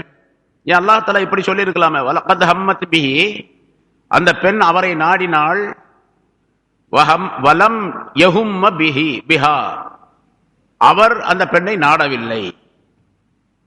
நாடவில்லைங்கிறதா இங்க அசல் கருத்து. ஆனா ஹம்ம பிஹான்னு அல்லாஹ் சொல்றான், அந்த பெண்ணை அவர் நாடல, அந்த பெண் நாடினார் அப்படின்னு சொல்லிட்டு போயிடலாமே, பிரச்சனையே இல்லையே. நிறைய விளக்கங்களை எழுதி உலமாக்கள் முஃபஸ்ஸிரீன்கள் ஏராளமான கருத்துக்களை சொல்லி இருக்க வேண்டிய அவசியமே இல்லையே அப்படின்னு கேட்டா அதற்கு அழகான பதிலை சொல்லுகின்றார்கள். அவள் நாடினால் அவர் நாடவில்லை அப்படின்னு சொன்னா என்ன ஆயிடுன்னு கேட்டா, ஜலீஹாவுடைய கணவர் அந்த அசீஸ் இருக்கின்ற கித்ஃபீர் என்பது அவருடைய பேரு. அவர் ஆண்மையற்றவராக இருந்தார். ஆண்மையற்றவராக அவர் இருந்த காரணத்தினால்தான் அழகான யூசுப் அலைஹிஸ்ஸலாம் அவர்கள் மீது அந்த பெண்ணுடைய நாட்டம் ஏற்பட்டது. இப்ப அவர் அந்த பெண்ணை நாடவில்லை, யூசுப் அலைஹிஸ்ஸலாம் அவர்கள் அந்த பெண்ணை நாடவில்லை என்று சொன்னால் இவருக்கும் அதே மாதிரி ஒரு நிலை இருக்கின்றதோ என்று படிக்கக்கூடியவர்களுக்கு, கேட்கக்கூடியவர்களுக்கு ஒரு சந்தேகம் ஏற்பட்டு விடலாம். அது மாதிரி அவர் ஆண்மையற்றவராக இருப்பாரோ? அதனால இவ்வளோ அழகான ஒரு பெண் அலங்காரமாக தன்னை ஆக்கி கொண்டு அலங்காரமான வார்த்தைகளை சொல்லி யாருமே இல்லாத அந்த பெரிய பங்களாவில, பெரிய மாளிகையில தனக்கு தேவையான எல்லா விதமான ஆசாபாசங்களையும் கற்பனை செய்து கொண்டு உற்பத்தி செய்து கொண்டு முன்னால் வரக்கூடிய நேரத்தில் அவர் விரும்பல அப்படின்னு சொல்லிட்டா, ஓ இவரும் அது மாதிரி தானே அப்படின்னு நினைக்கக்கூடும். அப்படி கிடையாது என்பதை உறுதிப்படுத்துவதற்கான அல்லாஹாலா ஹம்ம பிஹா, அவருக்கும் நினைப்பு வந்துச்சு அப்படின்னு அல்லாஹாலா சொல்ல. நினைப்பு வந்துச்சு, ஆனா லேசான ஒரு நினைப்பு, இப்ப சொன்னமே நோம்பாளிக்கு வந்த நினைப்பு போல அப்படி போயிட்டே இருந்தார் அப்புறம் என்று கருத்து சொல்லப்பட்டு இருக்கின்றது. இந்த ஹம்மத் பிஹி ஹம்ம பிஹா அப்படிங்கிறதுக்கு நிறைய கருத்துக்களை சொல்லுகின்றார்கள். ஏராளமான விளக்கங்கள் சொல்லப்பட்டு இருக்கின்றன. சில ஞானவான்கள் குறிப்பிடுவது, ஹம்மத் பிஹி, அவரை அந்த பெண் நாடினார் அப்படின்னு சொன்னா, அந்த பெண்ணிடத்தில் அவரிடத்தில் ஹராமான காரியத்தை அவள் நாடினாள். ஹம்ம பிஹா, அவளை அவர் நாடினார் அப்படின்னு சொன்னா, இந்த பெண்ணிடத்திலிருந்து தப்பிக்க வேண்டும் என்று அவர் நாடினார். ஹம்மத் பிஹி முலாஜா, அந்த பெண் அவரிடத்தில் உறவு கொள்ள வேண்டும் என்பதாக நாடினார். ஹம்ம பிஹா முதாஃபாத்தன், ஒரு வார்த்தையை சேர்த்து அர்த்தம் செய்ய வேண்டும். எல்லா இடத்திலும் ரெண்டு வாசகத்திலையும் ஒவ்வொரு வார்த்தையை சேர்த்து அர்த்தம் செய்ய வேண்டும். ஏன்னா குர்ஆனுடைய ஆயத்துகளில் சில இடங்களில் சில வார்த்தைகள் போக்கப்பட்டு இருக்கும், அது சேர்த்தாத்தான் அர்த்தம் சரியாகும். ஹம்ம பிஹா முதாஃபாத்தன், அந்த பெண்ணை தடுப்பதற்கு அவர் நாடினார். ஹம்மத் பிஹி ஷஹ்வத்தன், அந்த பெண் அவரிடத்திலே ஆசையை இச்சையை நாடினார். வஹம்ம பிஹா மௌஇலத்தன், அவர் யூசுப் அலைஹிஸ்ஸலாம் அவர்கள் அந்த பெண்ணுக்கு உபதேசம் செய்ய நாடினார். வஹம்மத் பிஹி நஃப்சானியா, அந்த பெண் யூசுப் அலைஹிஸ்ஸலாம் அவர்களை தன்னுடைய மனோ இச்சைக்கு இசைந்தவராக ஆக்க வேண்டும் என்று நாடினார். வஹம்ம பிஹா ரூஹானியன், அவர் அந்த பெண்ணினை ரூஹானியத்தான தன்மை உடைய பெண்ணாக ஆக்க வேண்டும் என்று நாடினார். இப்படி ஏராளமான விளக்கங்கள் சொல்லப்பட்டு இருக்கின்றன. பொதுவாக ஜலீஹா அந்த யூசுப் அலைஹிஸ்ஸலாம் அவர்களிடத்தில் தவறான உறவு கொள்ள வேண்டும் என்று நாடினார். யூசுப் அலைஹிஸ்ஸலாம் அவர்கள் அந்த எண்ணத்தை விட்டு தப்பித்து தன்னுடைய எண்ணத்தை மாற்றிக்கொண்டார் என்பதாக பொதுவாக சொல்லப்பட்டிருக்கின்றது. இன்னும் சில அறிவிப்புகளிலே யூசுப் அலைஹிஸ்ஸலாம் அவர்கள் அந்த பெண்ணுடைய வற்புறுத்தலான சில நிலைக்கு ஷைத்தான், நஃப்ஸு இவற்றுக்கெல்லாம் கட்டுப்படக்கூடிய சூழ்நிலை, லேசான ஒரு சூழ்நிலை ஏற்பட்டு அந்த பெண்ணிடத்திலே நெருங்க ஆரம்பித்தார்கள். நெருங்க ஆரம்பித்த பொழுது அல்லாஹ் சில உணர்வுகளை அவர்களுக்கு ஏற்படுத்தினார். அந்த உணர்வு தான் இங்கே சொல்லப்படும் லவ்லா அர் ரஆ புர்ஹான ரப்பிஹி, அவர் தன்னுடைய ரப்புடைய ஆதாரத்தை பார்த்திராவிட்டால் அப்படின்னு அல்லாஹ் சொல்றான். தன்னுடைய ரப்புடைய ஆதாரத்தை பார்த்திராவிட்டால் அந்த பெண்ணிடத்திலே தொடர்பு கொண்டு இருப்பார் என்று அர்த்தம். என்ன அது ஆதாரம் அப்படின்னு கேட்டா, பல கருத்துக்கள் அதற்கு சொல்லப்பட்டு இருக்கின்றன. உடனே அல்லாஹ் தாலாவுடைய பயம் அவருக்கு ஏற்பட்டது, அதுதான் ஆதாரம், புர்ஹான் என்பது. அந்த பயத்தின் காரணமாக உடனடியாக பக்கத்துல போனவர் உடனடியாக விலகிவிட்டார். அல்லாஹ்வுடைய பயம் ஏற்பட்டு அவர் பக்கத்துல போனார். உடனே ஒரு அசரீரியான குரல் கேட்டது. அந்த குரல் அவருடைய தந்தை யாக்கூப் அலைஹிஸ்ஸலாம் அவருடைய குரலை போன்று இருந்தது. மகனே அப்படின்னு ஒரு சத்தம் கேட்டுச்சு, யா புனைய அப்படின்னு சத்தம் கேட்டுச்சு. கேட்ட உடனே அவருக்கு ஒரு திடுக்கம் ஏற்பட்டது, அங்கிருந்து ஒதுங்கி கொண்டார். அதுதான் ஆதாரம் என்பதா. இது மாதிரி பல கருத்துக்கள் சொல்லப்பட்டு இருக்கின்றன. ஆக அல்லாஹ் தஆலா ஒரு ஆதாரத்தின் மூலமாக, ஒரு தெளிவான விளக்கத்தின் மூலமாக அவர்களை அந்த தீமையிலிருந்து விலகச் செய்து விட்டான், காப்பாற்றி விட்டான் என்பதாக பொருளாகும். லவ்லா அர் ரஆ புர்ஹான ரப்பிஹி, அதோடு நிறுத்திக்கிட்டான் அல்லாஹ் தஆலா. அதுக்கு ஜவாப், அதுக்கு பதில் என்னவென்றால், அவர் தன்னுடைய ரப்புடைய ஆதாரத்தை பார்த்திராவிட்டால் அந்த பெண்ணுடன் தொடர்பு கொண்டிருப்பார், அந்த அருவக்கத்தக்க வேலையிலே ஈடுபட்டு இருப்பார் என்பதாக பொருளாகும். சரி, இதுல எல்லாத்தை விட பெரிய புர்ஹான் என்பது எதுவென்று சொன்னால், யூசுப் அலைஹிஸ்ஸலாம் அவர்கள் ஒரு பெரிய நபி, ரசூல். குர்ஆன்ல சொல்லப்பட்ட 25 ரசூல்மார்களே ஒருவர் யூசுப் அலைஹிஸ்ஸலாம் அவர்கள். அப்படிப்பட்ட அல்லாஹ் தஆலா ஒரு மனிதரை நபியாக தேர்ந்தெடுப்பது என்று சொன்னால் அவர் எப்படிப்பட்டவர்? எல்லா பாவங்களை விட்டும் பரிசுத்தமாக்கப்பட்டவர், பாதுகாக்கப்பட்டவர் தான் நபியாக ஆக்கப்படுவார். சின்ன பெரிய எல்லா பாவங்களை விட்டும் பரிசுத்தமாக்கப்பட்டவர். அதுக்கு பேர் என்ன சொல்லுவோம்? மஅசூம் அப்படின்னு சொல்லுவோம். நபிமார்கள் அனைவருமே பாவங்களை விட்டும் பாதுகாக்கப்பட்டவர்கள் என்ற நம்பிக்கை ஒவ்வொரு மூமினுக்கும் இருக்க வேண்டும். ஆனால் சில மனிதர்கள் சொல்வார்கள், சில ஜமாத்துகள், சில கூட்டங்கள் சொல்லிக் கொண்டு இருக்கின்றார்கள், நபிமார்களும் தப்பு தவறு செய்யறவங்க தான் அப்படின்னு சொல்லி. அப்படி ஈமான் கொள்ளுவதே தப்பு. முதல்ல நபிமார்கள் அனைவரும் மஅசூம், பாவங்களை விட்டு பாதுகாக்கப்பட்டவர்கள், அல்லாஹ்வுடைய பாதுகாப்பிற்குரியவர். யூசுப் அலைஹிஸ்ஸலாம் அவர்கள் ஒரு பெரிய நபி, ரசூல். அல்லாஹ் தஆலா குர்ஆனில் அவளை சொல்லி காட்டுகின்றான், அழகான கதை என்பதாக சொல்லுகின்றான் என்று சொன்னால், அவர்கள் பாவங்களை விட்டு முதலாவதாக பாதுகாப்பை பெற்றவர் அவர். அந்த பாதுகாப்பு தான் ஆதாரம். லவ்லா அர்ரா புர்ஹான ரப்பிஹி, தன்னுடைய ரப்புடைய புர்ஹான், தெளிவான ஆதாரத்தை அவர் பார்த்திராவிட்டார் என்று சொன்னால், அல்லாஹ் தஆலா மஅசூமியத்தாக, பாவங்களை விட்டு பாதுகாக்கப்பட்டவராக ஆக்கி வைத்திருக்கின்றானே, அது தெளிவாக இவருக்கு அந்த நேரத்திலே உணர்வுக்கு அவருடைய உள்ளத்திலே ஏற்பட்டது. அதன் காரணமாக அந்த பெண்ணை விட்டு விலகி கொண்டார், அந்த பாவச் செயலிலே ஈடுபடவில்லை என்பதாக பொருளாகும். கதாலிக லினஸ்ரிஃப அன்ஹு ஸூஅ வல் ஃபாஹ்ஷா, இவ்வாறுதான் அவரை விட்டும் கெடுதியையும் அருவருக்கத்தக்க செயலையும் நாம் திருப்பி விடுவதற்காக வேண்டி இவ்வாறு செய்தோம். அந்த பெண்ணை விட்டும் பாதுகாத்தான் அல்லாஹ் தஆலா. எதுக்காக வேண்டி? லினஸ்ரிஃப அன்ஹு ஸூஅ வல் ஃபாஹ்ஷா, இந்த ஆதாரத்தை காட்டியது. ஆதாரத்தை காட்டிராவிட்டால் என்று சொல்ல, அந்த ஆதாரத்தை காட்டியதின் காரணமாக பாவத்தை விட்டும், அதாவது தீமையை விட்டும், அருவருக்கத்தக்க செயலை விட்டும் அவரை நாம் திருப்பி விடுவதற்காக வேண்டி அதை நாம் காட்டினோம், அந்த ஆதாரத்தை காட்டினோம் என்று அல்லாஹ் தஆலா குறிப்பிடும். இங்க ரெண்டு விஷயத்தை அல்லாஹ் தஆலா சொல்லுவாங்க. சூ என்ற ஒரு வார்த்தை, ஃபாஹ்ஷா என்ற ஒரு வார்த்தை. சூனா தீமைன்னு அர்த்தம், ஃபாஹ்ஷானா அருவருக்கத்தக்கவை அப்படின்னு அர்த்தம். தீமை அப்படின்னு சொன்னா, ஒரு மனிதன் விபச்சாரம் செய்கின்றான் என்றால், விபச்சாரத்திற்கு முன்னோடியாக இருக்கக்கூடிய சில விஷயங்கள் இருக்கின்றன. ஒரு பெண்ணை பார்ப்பது, கையால் தொடுவது, கனாவால் பேசுவது, இதயத்தால் சிந்திப்பது, இவை எல்லாம் இருக்கின்றன. அதுவெல்லாம் சூ என்பதாக சொல்லப்படும். அந்த செயல் இருக்கின்றதே, அதுக்கு பெயர் ஃபாஹ்ஷா என்பதாக சொல்லப்படும். எல்லாவற்றையும் விட்டும் அவரை நாம் திருப்பி விடுவதற்காக வேண்டி இவ்வாறு ஆதாரத்தை காட்டினோம். அதையும் செய்யல, அசல் விஷயத்தையும் அவர் அந்த பாவத்தையும் செய்யவில்லை. பாவத்துக்கு முன்னோடியாக இருக்கக்கூடிய செயல்களையும் யூசுப் அலைஹிஸ்ஸலாம் அவர்கள் செய்யவில்லை. அதை அவரை விட்டு நாம் திருப்பி விடுவதற்காக வேண்டி இம்மாதிரி ஆதாரத்தை காட்டினோம். இன்னஹு மின் இபாதினல் முஹ்லஸீன், இன்னும் அல்லாஹ் தஆலா சொன்ன, நிச்சயமாக அவர் யூசுப் அலைஹிஸ்ஸலாம் அவர்கள் நம்முடைய முஹ்லிஸான, அதாவது தூய்மையாக்கப்பட்ட அடியார்களில் ஒருவராக இருக்கின்றார். நம்முடைய தூய்மையாக்கப்பட்ட அப்படின்னு சொன்னா தேர்ந்தெடுக்கப்பட்ட என்று கருத்து சொல்லப்பட்டிருங்க. நம்மால் தேர்ந்தெடுக்கப்பட்ட அடியார்களில் ஒருவராக அவர் இருக்கின்றார். முதல்ல சொன்னோம், நபி என்பவர் அல்லாஹ் தஆலாவால் தேர்ந்தெடுக்கப்படக்கூடியவர். அந்த தேர்ந்தெடுக்கப்படக்கூடிய நேரத்திலேயே அல்லாஹ் தஆலா அவர்களை மாசூம் என்ற நிலையிலே ஆக்கி வைத்து விடுகின்றான். எல்லா பாவங்களை விட்டும் பாதுகாக்கப்பட்டவர் என்ற நிலையிலே ஆக்கி வைத்து விடுகின்றான். அதனால அல்லாஹ் தஆலாவுடைய அந்த பாதுகாப்பு இருப்பதின் காரணமாக, அவர் இஹ்லாஸ் உடையவராக ஆக்கப்பட்டிருப்பதின் காரணமாக அவர் பாதுகாக்கப்பட்டார் என்ற கருத்தை அல்லாஹ் தெரிய. இன்னஹு மின் இபாதினல் முஹ்லஸீன்.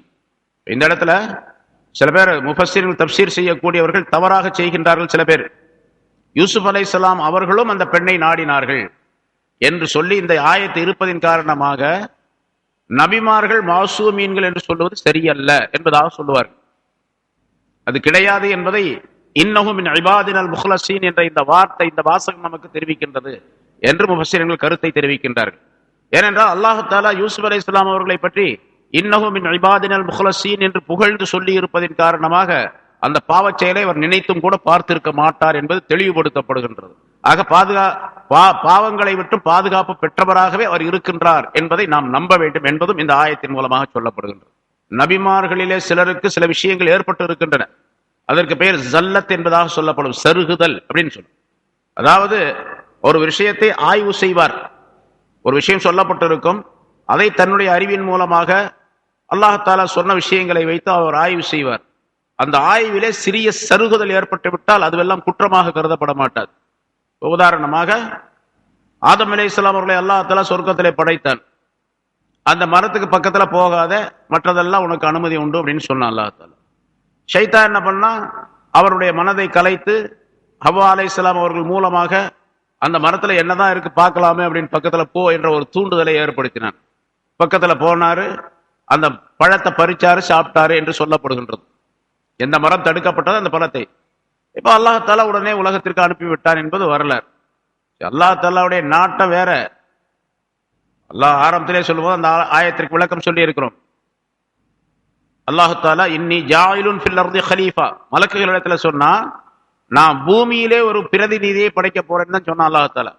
சொர்க்கத்திலே படைக்க போறேன்னு சொல்லல, பூமியிலே ஒரு என்னுடைய பிரதிநிதி ஒருவரை நான் படைக்க போகின்றேன் என்று சொல்லிவிட்டு சொர்க்கத்தில் அல்லாஹாலா படைச்சு வச்சான். களிமண்ணால செஞ்சு அப்புறம் அதை உயிர் கொடுத்தான் என்று வரலாறு சொல்லப்பட்டிருக்கின்றது.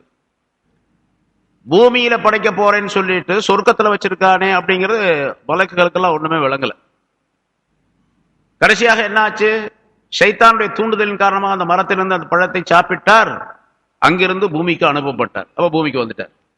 பூமிக்கு வர வேண்டும், பூமியிலே இருக்க வேண்டும், பூமியிலே அவர் பிரதிநிதியாக ஆக்கப்பட வேண்டும் என்பதுதான் அல்லாஹாலாவுடைய நாட்டம். அந்த நாட்டம் நிறைவேறியது. ஆனா சாப்பிடக்கூடாது என்று தடை செய்யப்பட்ட அந்த மரத்தினுடைய கனியை சாப்பிட்டார். இது ஆதம் அலைஹிஸ்ஸலாம் அவர்கள் செய்த மாபெரும் தவறு அப்படின்னு சொன்னா நம்ம சொல்றது மாபெரும் தவறு அப்படி சொல்லக்கூடாது. என்ன பண்ணணும்? அது ஜல்லத் என்பதாக சொல்லப்படும், சருகுதல் என்பதாக அதற்கு பேர் சொல்லப்படும்.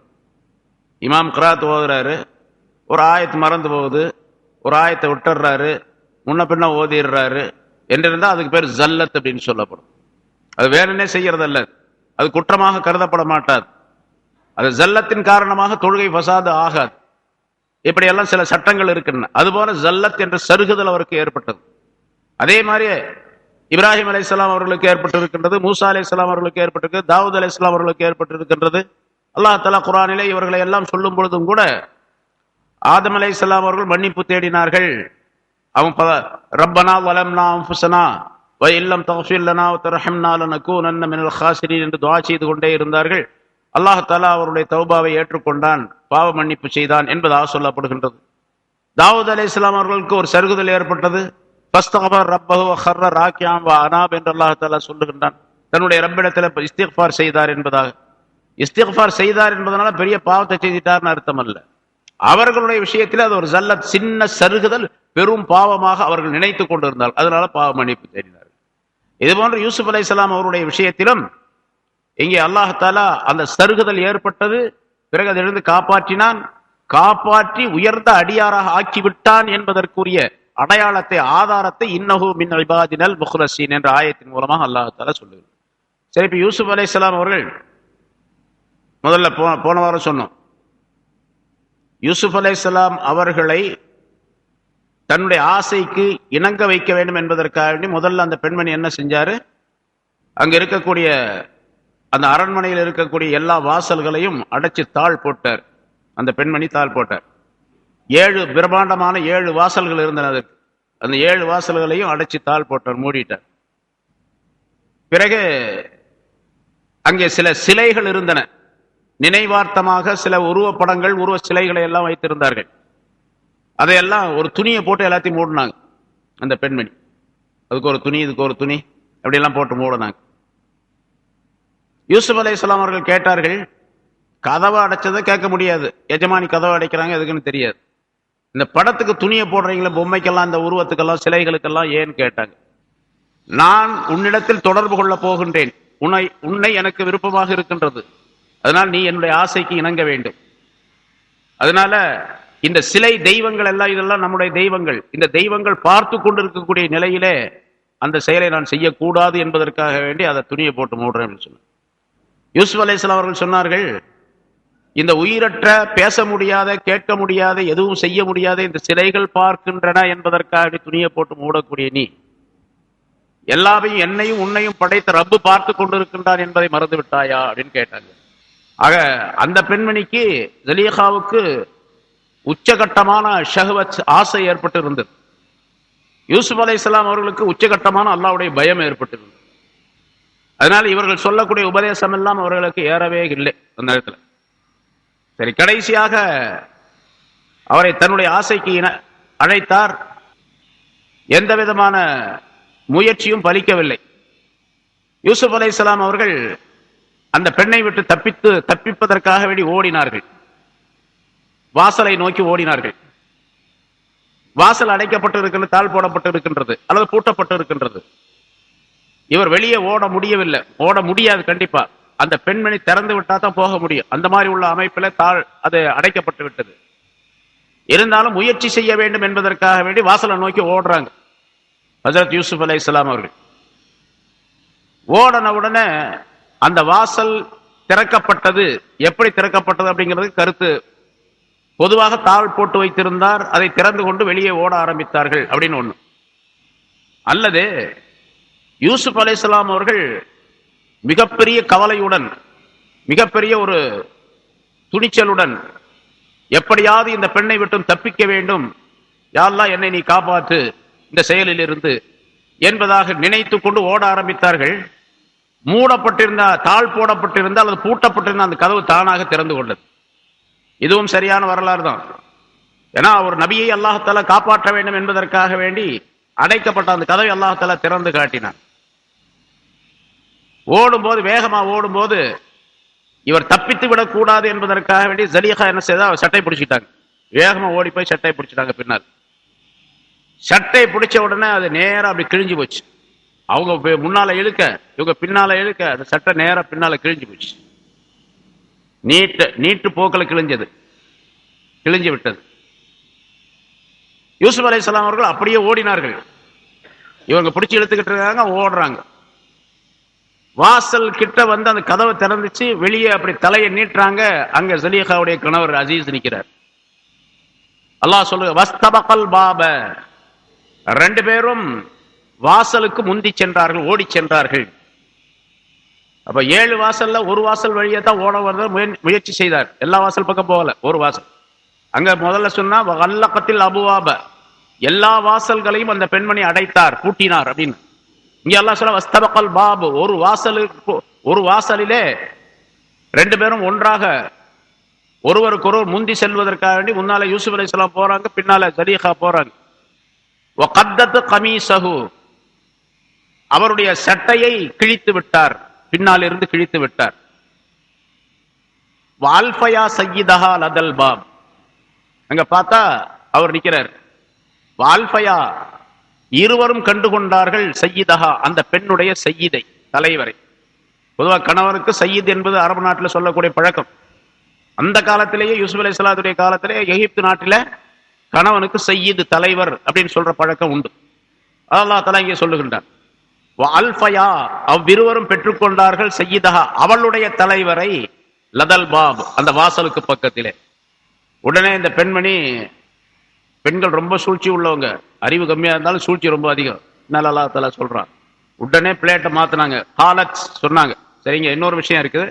வால்ஃபயா சய்யிதஹா லதல் பாப், அவளுடைய தலைவரை ரெண்டு பேரும் பெற்றுக்கொண்டார்கள் வாசலுக்கு பக்கத்திலே அப்படின்னு சொன்னா, இவருக்கும் சய்யிது தானே, தலைவர் தானே, இவருக்கும் எஜமான் தானே, யூசுப் அலைஹிஸ்ஸலாத்துக்கு எஜமான் தான் அந்த அசீஸ். கணவரை சய்யித் என்பதாக சொல்லக்கூடிய பழக்கத்துல அந்த பெண்ணுடைய தலைவர் அப்படின்னு சொல்லலாம், சய்யிதுன்னு சொல்லலாம். அப்ப என்ன சொல்லணும், சய்யித ஹுமான் சொல்லணும். ரெண்டு பேருடைய தலைவரையும் ரெண்டு பேரும் கண்டு கொண்டார்கள் அப்படின்னு சொல்லணும். ஆனா இங்க அவளுடைய தலைவரை அப்படின்னு மட்டும் அல்லாஹ் தஆலா சொன்னதுக்கு காரணம் என்ன கேட்டா, உண்மையிலேயே யூசுப் அலைஹிஸ்ஸலாம் அவர்கள் அடிமை அல்ல. அடிமை என்பதாக சொல்லப்பட்டு விற்கப்பட்டவர் அவர் இல்லையா. அடிமையாக சகோதரர்கள் கொண்டு வந்து அடிமை என்பதாக சொல்லி போய் சொல்லி வித்துட்டு போயிட்டாங்க. அதை நம்பிக்கொண்டு அந்த வியாபார கூட்டம் கொண்டு வந்து இவரை எகிப்துல கொண்டு வித்துட்டு போயிட்டாங்க. உண்மையிலே அடிமை அல்ல. அப்ப யூசுப் அலைஹிஸ்ஸலாம் அவர்கள் அடிமையும் அல்ல, அந்த அசீஸ் என்பவர் எஜமானனும் அல்ல. அந்த அந்த விபரத்தை அல்லாஹ் தஆலா சய்யிதஹா என்ற அந்த வார்த்தையின் மூலமாக அல்லாஹ் தஆலா உட்புகுத்தி சொல்லுகின்றான் என்று ஒரு கருத்து சொல்லப்படுகின்றது. உண்மையிலே அப்படித்தான். அந்த பெண்ணுக்கு தான் தலைவர் அவர், அவங்களுக்கு யூசுப் அலைஹிஸ்ஸலாத்துக்கு தலைவர் அல்ல அவர். அதாவது இவர் அடிமை அல்ல, அவர் தலைவரும் அல்ல, எஜமானும் அல்ல என்ற கருத்து. வால்ஃபயா சய்யிதஹா லதல் பாப் காலத், அந்த பெண் சொன்னார். இப்போ போறாங்க, சட்டை பிடிச்சி இழுத்துட்டு நிக்கிறாங்க, விட்டுட்டாங்க. ஆளை பார்த்த உடனே இவர் யூசுப் அலைஹிஸ்ஸலாம் வெளியே நிக்கிறாங்க, இந்த பெண் உள்ள நிக்கிறாங்க. இப்ப கதவு பக்கத்துல போயிட்டாங்க, ரெண்டு பேரும் வெளியே போறது மாதிரி. உடனே அந்த பெண் சொன்னார், மா ஜஸாஉ மன் அராத பி அஹ்லிக சூஅன், உம்முடைய மனைவி இடத்துல தவறாக நடந்து கொண்டவருக்கு என்ன தண்டனை கொடுக்கலாம் சொல்லுங்க அப்படின்னு கேட்டார். பெண்கள் திடீர்னு மாத்திடுவாங்க பிளேட்டை. நம்ம ஒண்ணு சொல்லுவோம், நம்ம நினைச்சே பார்த்திருக்க மாட்டோம். அதனால ரசூலுல்லாஹி ஸல்லல்லாஹு அலைஹி வஸல்லம் சொல்லுகின்றார்கள், ரொம்ப அறிவு மிக்க, பின்னால் ஒரு ஹதீஸ் சொல்லுகின்ற சொல்லி பல தடவை சொல்லியிருக்கோம், அறிவு மிக்க ஒரு ஆணை ஒரு சாதாரணமான அறிவுள்ள ஒரு பெண் மடக்கிடும். நம்மளால பதிலே சொல்ல முடியாது அந்த மாதிரி. இப்ப கேட்டாங்க, சொன்னாங்க, காலத் மா ஜஸாஉ மன் அராத பி அஹ்லிக சூஅன், உம்முடைய மனைவி இடத்திலே தவறாக நடந்து கொண்ட, நடக்க நினைத்த, மன் அராத நாடிய நினைத்த அவருக்கு தண்டனை என்பது என்ன தண்டனைன்னு கேட்கல. மா ஜஸா தண்டனை என்பது கிடையாது. இல்லா அன் யுஸ்ஜன, அவர் சிறையில் அடைக்கப்படுவதை தவிர, அவ் அதாபுன் அலீம், அல்லது நோவினை தரத்தக்க வேதனை கொடுக்கப்படுவதை தவிர வேறு எந்த தண்டனையும் கிடையாது. இவங்களை தீர்ப்பு சொல்லிட்டாங்க. இப்ப என்ன தண்டனை எல்லாம் கேட்கல.